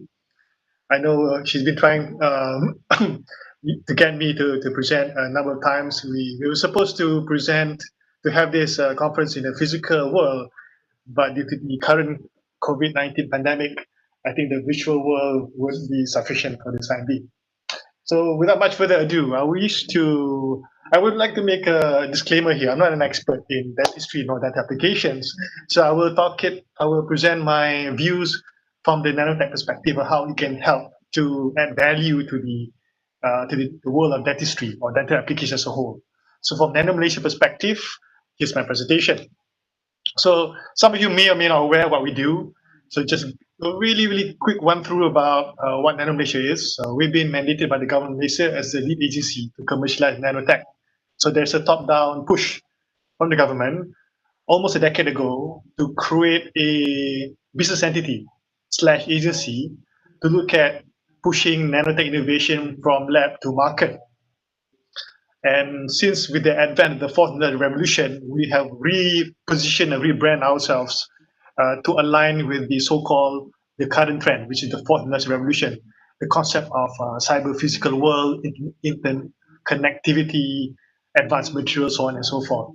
So this is what we are currently playing in, pushing and nudging Malaysia into a new realm of economic growth. So a bit of our governance structure, a bit slightly deeper than surface introduction. We're looking at Nano Malaysia since it's formed by the government. So we have a structure that reports to the board. We have the corresponding board nomination, the evaluation committee. We have the board audit and risk committee. Of course, the chairman of the board, and we report also to the patron, Prime Minister, with the advice from the current Minister of MOSTI. So that is our current corporate governance structure. So it roots all the way to the top, but at the same time, we behave and act like a privately owned company to allow us to move fast because innovation is moving at a breakneck speed. My mantra is you snooze, you lose. The moment you blink your eye, your competitors or your opponents will be like 10 steps ahead of you. So the concept of creating a company to push innovation forward I think, will be relevant in the current times. So our corporate structure, very simple. We have Nano Malaysia as a holding company. Nano Malaysia interfaces with the government. So Nano Malaysia is looking at Putrajaya, understanding what the policy wants, the aspiration of the government, the national developmental agenda, what is good for the economic growth, what is good for the rakyat, what is good for us to preserve the environment. So we embrace the triple bottom line, people, planet, profit, to ensure that we commercialize nanotechnology in a very responsible way. So below Nano Malaysia, we have 3 wholly owned subsidiaries. Nanovision Ventures is a special purpose vehicle for direct investment. So it acts like a venture capital, private equity in some way. The sister company, Nano Commerce, is the actual business and commercial arm. This is where we directly interface with the private sector, the industry, the startups, university spin-offs, the small medium enterprises, and the local large companies. And we form partnership with those entities through Nano Commerce. And through Nano Commerce as well, we interface with the universities. Some universities, they wish to transfer their intellectual properties. They wish to transfer their know-how, their skills, their knowledge to the industry. So Nano Commerce provide that legal platform to allow for that transfer of intellectual properties to ensure that the universities' interests are kept.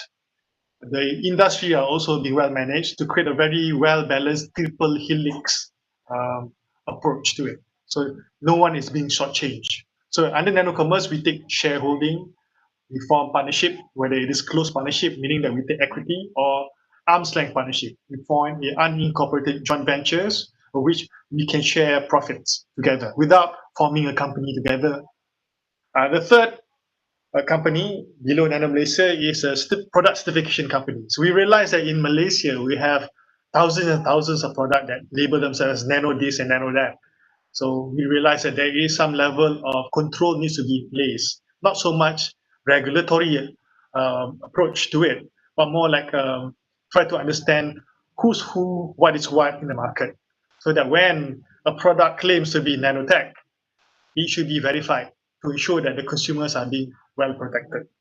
Because sometimes there's a lot of abuse and misuse of the word nano, so that they can simply increase the price or make claims. So Nano Verify protects the consumer to allow that whatever that they buy with that added cost to it is worth the money or worth the investment. So we, in a way, we imitate or we emulate how halal was developed for the past 3 decades or more. So that Nano Verify logo gives you some level of assurance that it is truly nano and it has what it's supposed to be doing in terms of its claim, so on and so forth. So the board directors, some of you may be familiar with the faces here because a number of them has academic background. Our chairman of the board, Professor Emeritus Dr. Insinyur Dr. Muhammad Zawawi, he's a co-founder of MIMOS Berhad, founding Vice Chancellor of UNIMAS, former chairman of the board of UKM USM quite a while back. We have, of course, Dr. Judin, Dr. Saleh, Pro Chancellor of UTM. I'm sure you all aware of, know of Dr. Prof. Dr.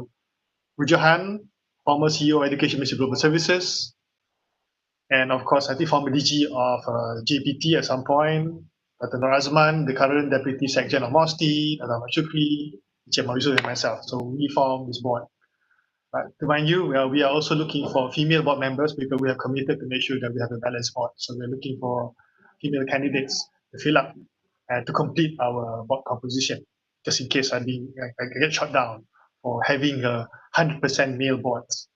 Initially, we had, I think, 2 or 3 female board members, but they left for professional, personal reasons. This would be something which I think what Prof. Dr. Wan Ahmad has briefly touched in terms of the context of innovation, connecting with the industry. This is our investment model. Before we go deep into the world of dentistry, I would like to present how we connect the industry and university through our ecosystem. So what Nano Malaysia does is we secure investment fund. The investment can come from the government, the public sector, or from the private sector. So we source legal funds, funds from legal sources. No Macau scam, no nothing of that sort. So this is all legal. We represent what is good for the country and what is good for everyone. So we talk to the industry. So hence the industry component is there. They will provide us problem statements, the need statement, societal demands or industrial challenges, so on and so forth. What the consumer wants as the next generation products. And once we extract that problem statement, we scour through the universities and research institutes. We pair them up, skill for skill sets, knowledge to knowledge, and compatibility between what the industry wants and what the university can offer. The societies is included to understand in terms of what the end product they wish to use, because we need to understand from the user perspective. So all of these inputs, we congregate into our projects, which can be in the form of 2, which is products or scale up. So product development is when the universities and the industry, they co-develop, co-ideate their products together from ground up, or they improve their existing product. If they, for example, if you have a gloves, a pair of gloves based on latex. So if you were to infuse some nanotech element to it, the gloves get a bit stronger, it has antiviral properties, so on and so forth. So improve the value of the glove. And the input comes from the research institute and universities, and the IPs is being shared or wholly owned or jointly owned, depends on the unique arrangement between the 3 parties. Once they have graduated from product development, we shall reinvest again to produce it at pilot scale. So it will come under the scale-up mode. So the congregation of these 4 entities, Nano Malaysia, government agency, investors, societies giving the user perspective, university in terms of knowledge, intellectual property, and industry, providing the need statement and the original IP from the original product, we are able to spin out new intellectual properties. So responding to some of the question which was directed to Dr. Professor Wan Ahmad, so the intellectual property management is key.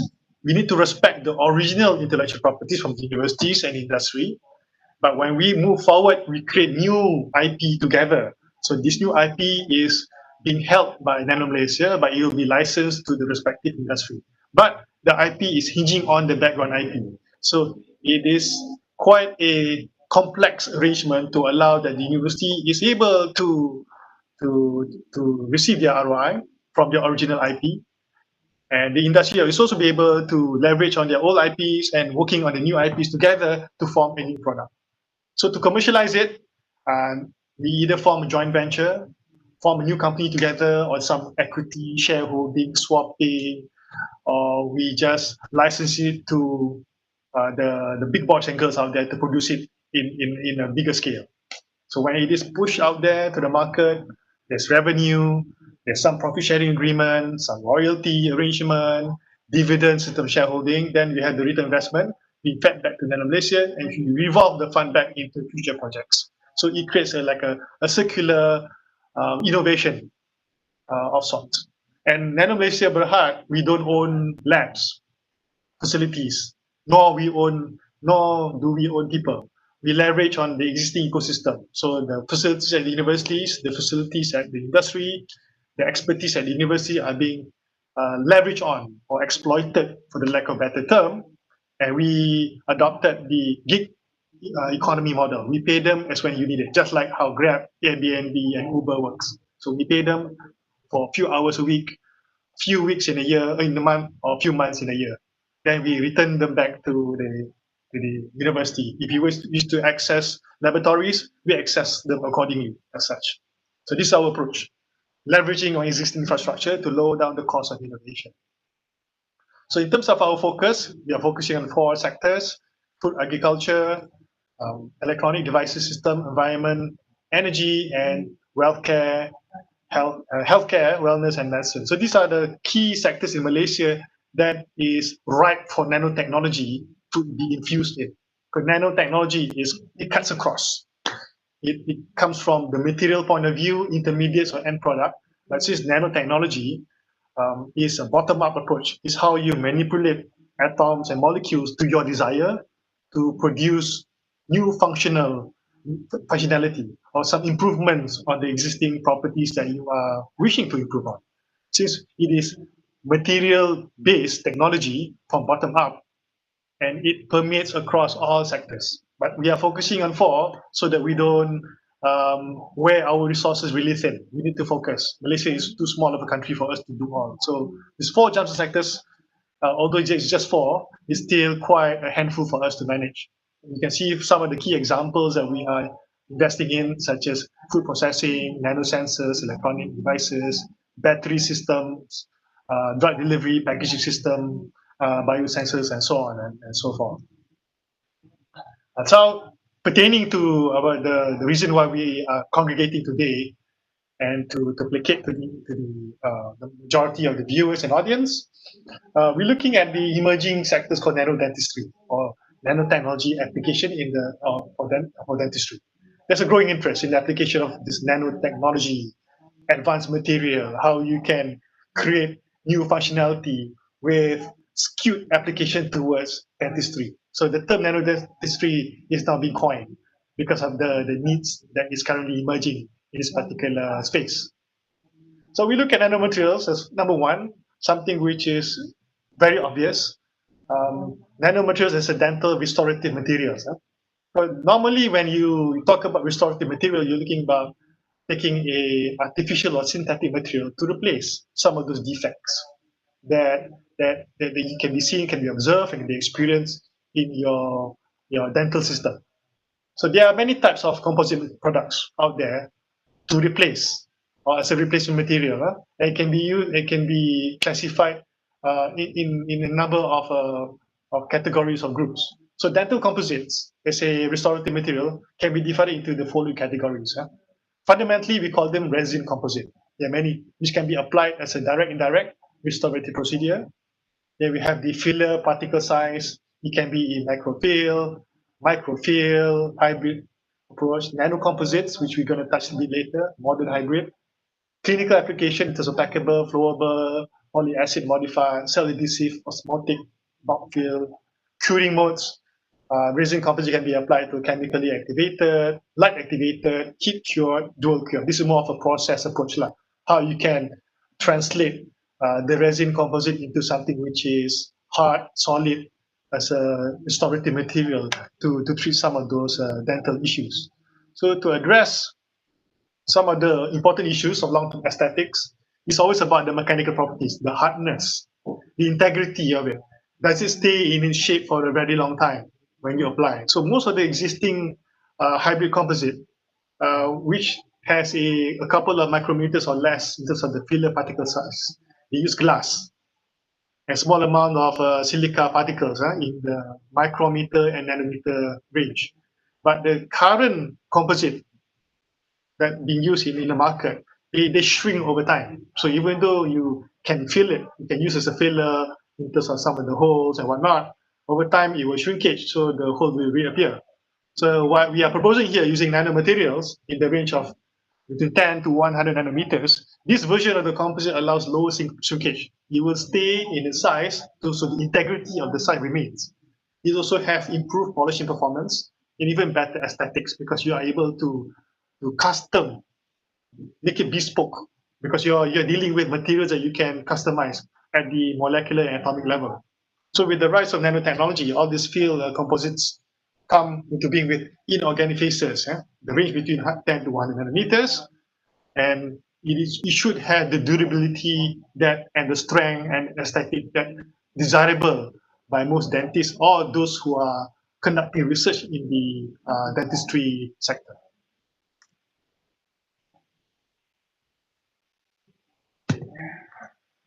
So first things first, some of the examples that I'm sharing today would be something that can be sourced locally.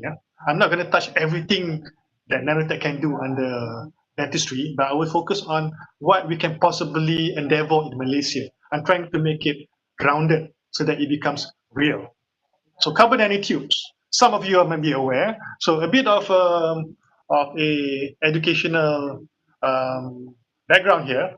So carbon nanotubes, the new such a tube is tubes, right? It's in a tube structure. But the material that makes up the tube structure are individual carbon atoms in the nanoscale. So you can see here, the carbon atoms are formed in a hexagonal or honeycomb structure. One carbon atoms are connected to 3 other carbon atoms as such. So this configuration in a tube form, we call it carbon nanotubes. So it is the diameter is between 1 to 2 nanometers. Length can be in the micrometer. It can be as long as your hair, can be as long as the length of a football field. And there are 2 versions of carbon nanotubes: the single wall or the multi-wall, meaning that you have multiple tubes stacked along the way as such. Each of them have their own respective purposes. So this is the concept of carbon nanotubes. How we can apply it in Malaysia, we need to know. Because carbon nanotubes, most of the researchers in Malaysia, they have the capability to produce it. The most prominent producer of carbon nanotube is Prof. Rahman from University of Science Malaysia. So we are assisting him to commercialize it, not only to produce carbon nanotubes, but we need to make sure that it is applied in a particular high-value application, such as dentistry. Other applications can be also be composite for aerospace, for automotive, and even energy storage. Okay. So carbon nanotubes, an example here. So what carbon nanotube can do, because carbon nanotube itself is super strong. It is because the carbon material at the nanoscale is probably one of the strongest material known in the universe, the carbon-to-carbon bond. So when you take that approach, very strong carbon nanomaterials, apply for dental application. So you're looking at purely from the mechanical properties. You are making your material harder, stronger, more durable. So in this particular application, we're looking at bony defect replacement therapy. So researchers using a compression molding and salt leaching technique, they're able to mimic the trabecular pattern of bones. So the structure of the bone can be mimicked So this is also a good transition to Dr. Wan's presentation earlier about biomimetic and so on and so forth, where we try to copy, emulate the natural design by our creator, Allah Subhanahu Wa Taala. So because that is by nature the best out there, but we are able to even to hit even 85-90% pun dah cukup bagus lah. It's something great. So number two, the technique shows that the mechanical properties when you take carbon nanotubes, you place it inside a composite material, you have these mechanical properties increase, and it depends on the number of layers or the quantity of the carbon nanotubes. SWCNT stands for single wall carbon nanotube, the first version, only one single layer on the polycaprolactone polymer. So it's a type of polymer, it's a type of plastic. On its own, it's not so strong. But if you were to infuse carbon nanotube, it becomes super strong. So the strength of this particular composite nanotubes and polymer, it has comparable performance just like a metal. So here is a comparison between commercially pure titanium called CPTI. So when you use it as a bone replacement therapy, that the red dots there represents the amount of aggregated calcium. So compare with the pure titanium and the carbon nanotube composite, you can see there's a lot more amount of calcium compared to the pure titanium. So therefore, it gives us some level of good promise in terms of the applying of nanomaterial, carbon nanotube in particular, in the polycaprolactone polymer, and it is a good composite material for dental application. Naturally, you can use it and apply it and pivot it to grow teeth or something close to that. Okay. Next would be, again, carbon nanotubes in dental applications. This is more on dental restorative materials, similar to the previous slide on nanomaterials application. So the key application here using carbon nanotube is to reduce the chance of secondary decay.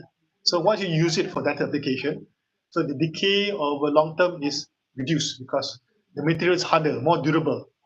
It can withstand any kind of acidic attack. So provide protection against decay inducing bacteria. Some carbon nanotubes do have some antimicrobial properties. It depends on how you grow it. It increases the strength, the toughness of the material, longevity of the composite restoration or cavity.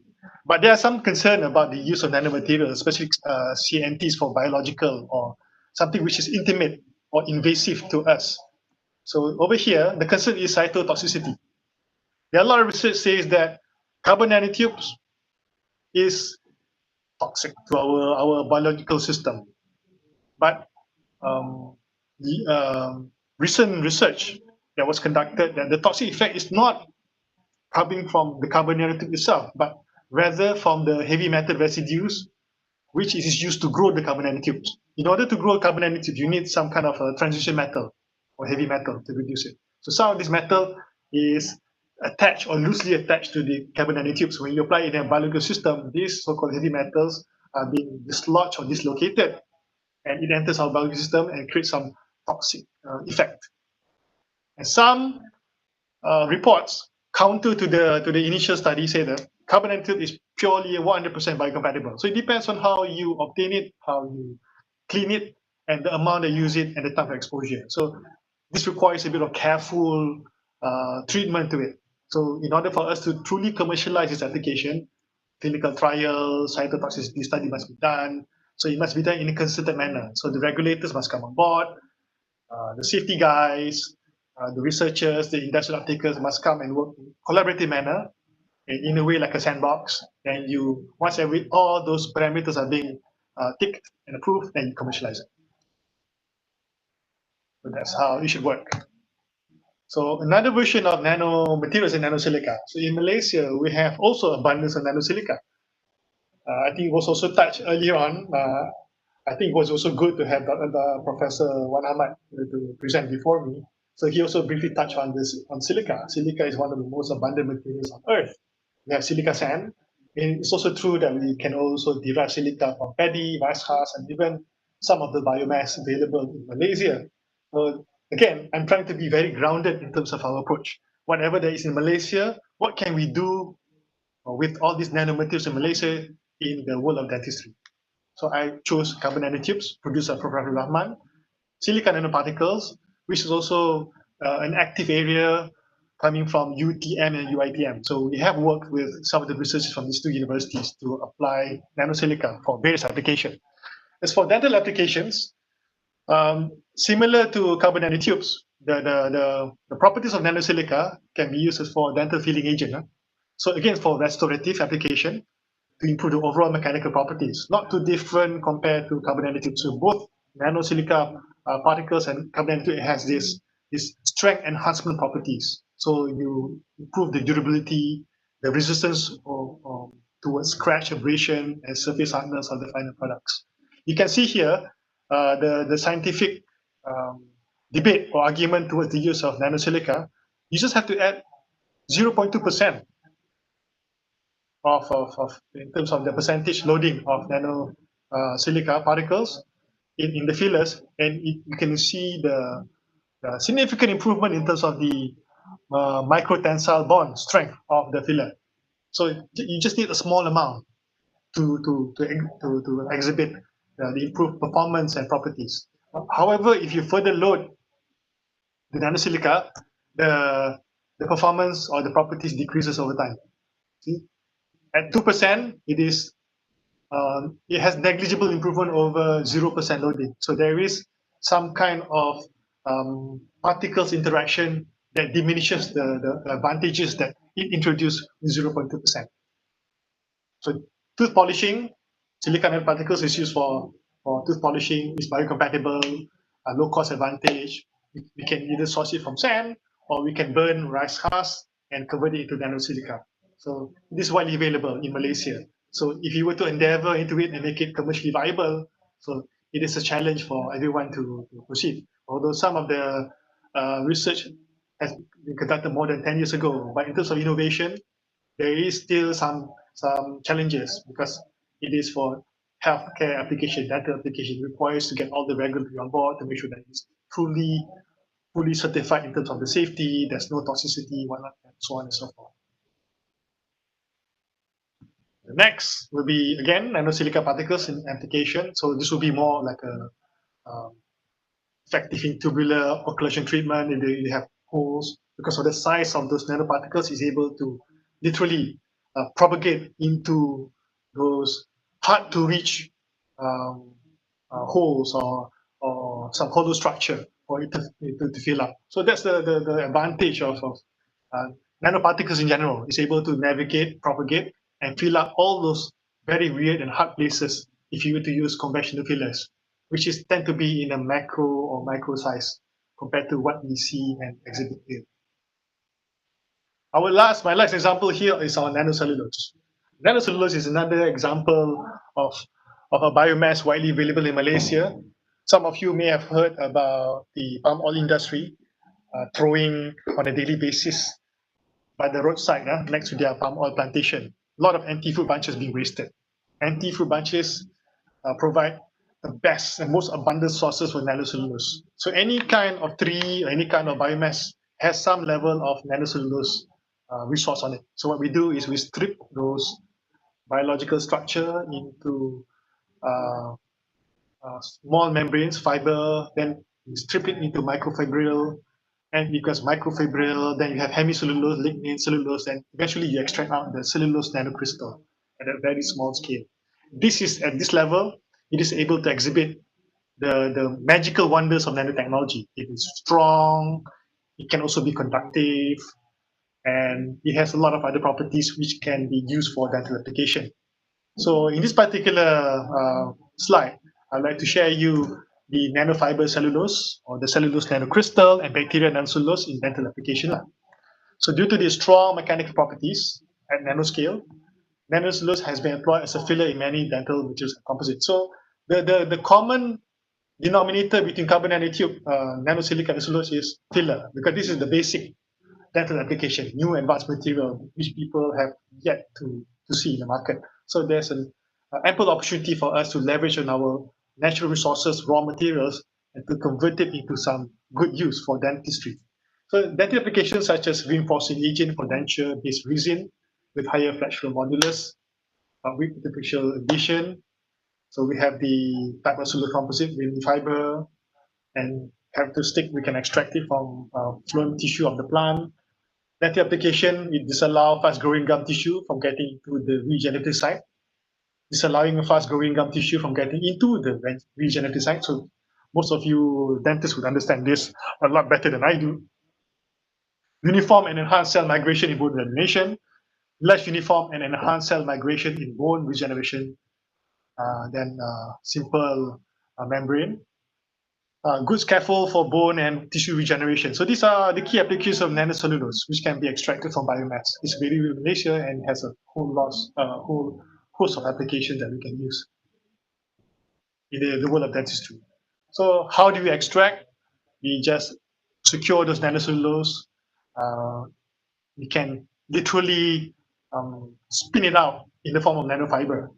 So once you pull it out in a nanofiber in a nanoscale, then you can start to use that as a filler material into areas which you need to fill.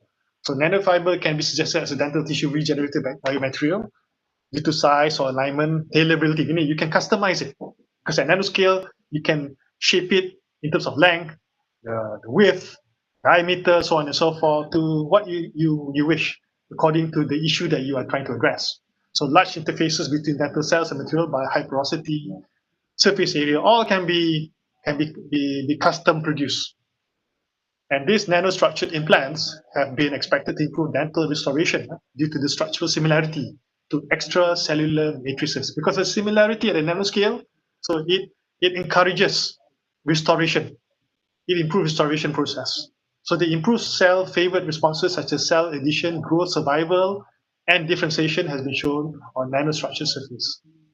So because of that, at that level, at the cellular level, at the atomic level, there is some level of communication. They see some level of similarities. So the process of restoration and is a lot more compared to if you use microstructure or macrostructure. And of course, on top of that, you have improved mechanical properties like stability over other type of materials. So this will be our forecast in terms of the local dental materials in Malaysia. So this is the market size in Malaysia between 2017 to 2022. There's an increasing trend towards how dental material can be applied in Malaysia, namely for posterior aspiration, shallow cavity, moderate cavity, deep cavity. So these are all representing in terms of the market size. So some of you feel that you have some innovative ideas. You can reach out to us. You can start using, okay, I want to use carbon nanotube, silicon nanomaterials, or even nanocellulose. I think I want to create a new material for shallow cavity or moderate cavity or deep cavity. Come talk to us based on our business model. We will try to find a matching industrial uptaker, and we can create a complex but easy agreement for us to navigate through to allow for fair valuation, fair working environment, and fair collaboration between university and industry. So this is a growing market. You can see like in the billions. So by 2022, we expect about 1.9 billion ringgit worth of dental materials in Malaysia. And it's not too far from here in 2 years' time. Regardless of COVID-19, people still they still consume food. Some of them do not brush. They will still have dental issues. So this is a growing market regardless of pandemic or not. And this will be further cementing the market in terms of all this materials application in Malaysia, beyond Malaysia, in Europe, to show that the market is steadily growing over the next 5 years, at least all the way to 2026. So the data shows that regardless of the situation, whether it is pandemic or not, global recession, people still go to the hospital, people still have dental issues. This is a safe market, but however, it's a highly regulated market. We need to make sure that we talk to the Ministry of Health, or the regulatory authorities on board, the innovators on board, and the commercial partner. This is what the concept of sandbox is. I think under the Ministry of Science, we have launched this NTIS, National Technology Innovation Sandbox initiative, to allow the congregation of ideas and players so that we reduces the barrier to commercialize, especially in the healthcare sector and dentistry sector, because this is a highly regulated sector. To support my claims, as you can see here, Nanosilica for rice husk is a biomass green material, friendly to the environment. We're able to recycle, burn, do some and apply some chemical processes. We're able to extract nanosilica, and it can be used for the applications which I have mentioned earlier. Nanocellulose from anti-fruit bunch, as I briefly mentioned earlier. There's lots of anti-fruit bunches being thrown on the roadside in Sabah, Sarawak, in Semenanjung Malaysia, owned by Felda, by Samdabi, Guthrie, and whatnot. So we can just take that free of charge, convert it into palm fiber and nanocellulose, and we can further, innovate to make it applicable for dentistry. So these are something that Malaysia has some strength in. So I do encourage for researchers, innovators in the world of dentistry in Malaysia and abroad, while viewing this presentation, to take up the challenge. Talk to us if you need to apply these nanomaterials into dental application. We can find ways for us to invest in the product development, find the industry partners, and commercialize together. So to end my presentation, I would like to also share the broader picture of what we do at Nano Malaysia. We are not limited to just nanomaterials. We are migrating towards systems of nanotech and system of systems, going towards Internet of Nanothings. So the introducer mentioned about revolution T. So it's actually revolution with a T at the back. The IINT, which is in blue font, stands for Internet of Nanothings. So we are revolutionizing the industry, aligning with the fourth industrial revolution through the Internet of Nanothings. So nanothings can be sensors, energy storage, materials, devices system, solar panels, fuel cells, so on and so forth. So we are looking at coalescing, congregating everything into a system, so we are able to look at things from the digital point of view. We are able to extract information. So Prof. Dr. Wan Ahmad mentioned about the evolution from data to information, information to knowledge, knowledge to wisdom. So this is one of the elements that we are undertaking to make sure that Malaysia is on the right trajectory. Although there's still a long gap before we truly embrace the concept of knowledge economy.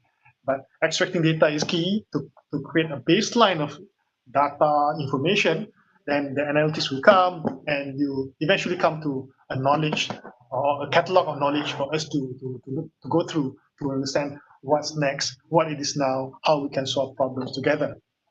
And to touch on wisdom, it is quite interesting that that is the end state of any kind of a knowledge endeavor. In Japan and the Society 4.0, they've already adopted this thing called not just AI, but wisdom computing. So this wisdom computing extract all the information, all the knowledge and experience in a structured form, which allows the AI or the computer to refer to past experiences and extract some wisdom to it and make decision. So it's called wisdom computing. So that is the current way forward, adopted at least by Japan and some parts of the world, to make the AI much more complex, much more human-like. So these are our partners. As you can see, UITM is one of our partners down there.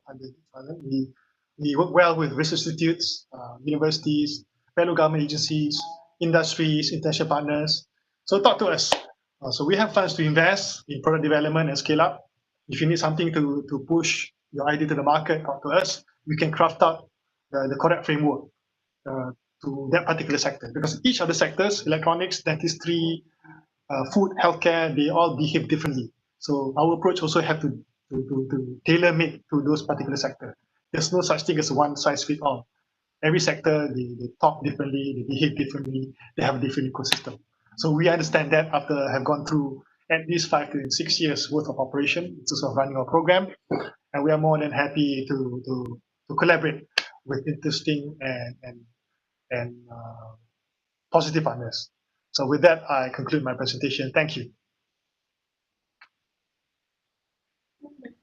Thank you, Dr. Rizal, for the interesting talk.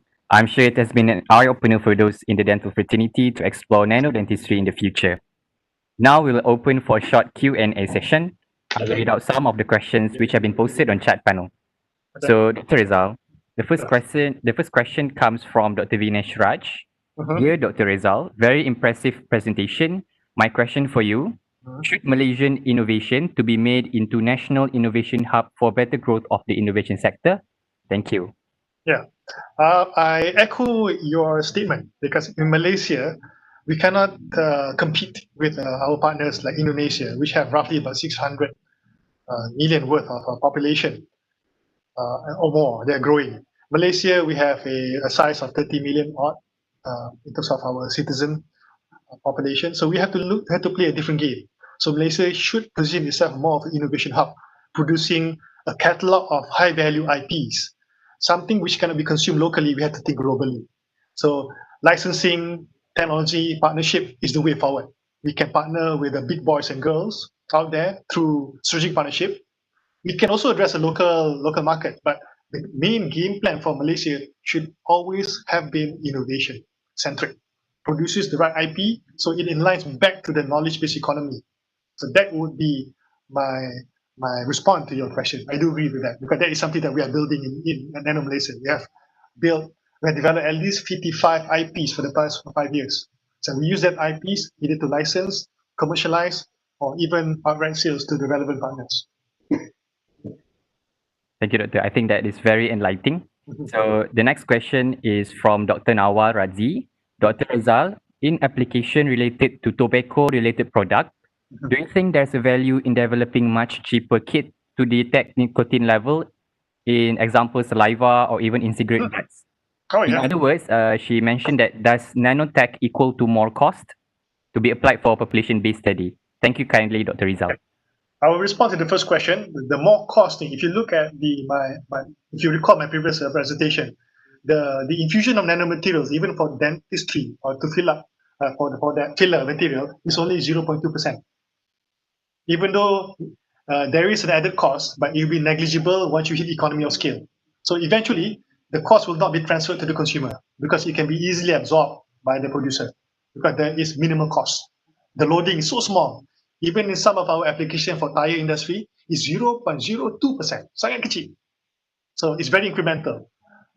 And the first thing with regards to tobacco, right, in terms of nicotine. Yes, I mean, there are a lot of sensors out there, especially developed by various universities, like UNIMAP is one of them, UKM. I'm sure UITM has innovation in the sensors.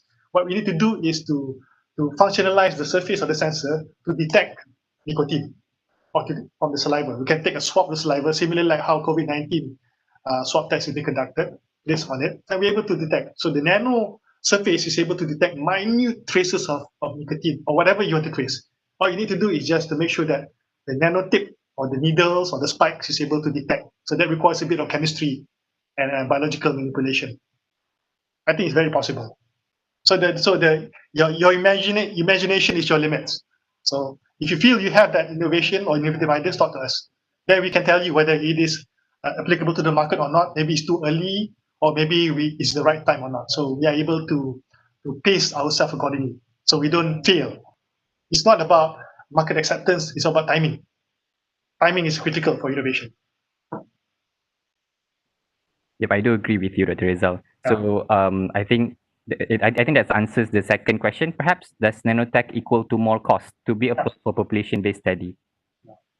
No, definitely not. From our experience, definitely not, because the loading or the infusion nanotech is only a small percentage of the whole product. The beauty of nanotech is you just need a small amount and it improves the whole performance of the product tremendously. So the cost can be absorbed by the producer. So the consumer like us, we don't feel the added cost. We just feel the added benefits.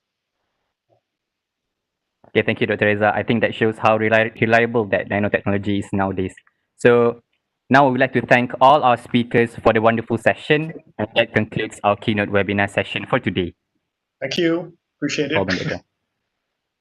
Distinguished guests, ladies and gentlemen, now we have arrived to the pinnacle of our ceremony, the award ceremony of IIIDentEx 2020.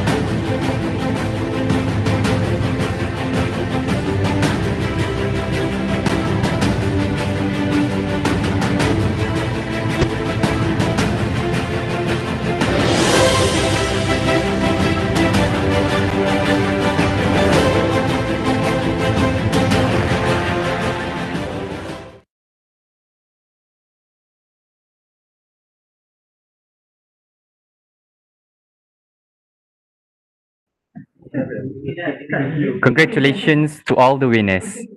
The full list of all the medalists have been posted on our website for your kind attention. Thank you. Now, I would like to once again invite the chairperson of IIIDentEx2020, Associate Professor Dr. Budi Aslini Matsabri, to give the closing remarks.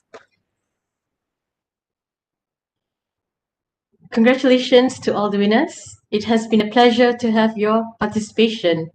I hope everyone has enjoyed the talks. I personally found it inspiring and very informative.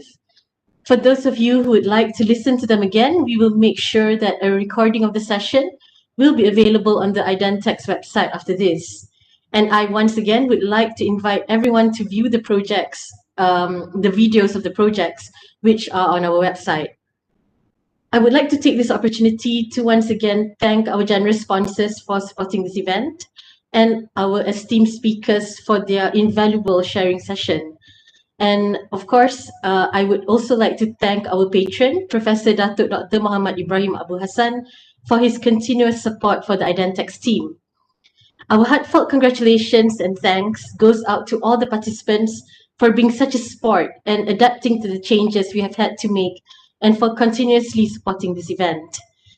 Our utmost gratitude goes out to the dedicated panel of judges and also for the reviewers for the IIDentEx book who have worked diligently in making this event a success.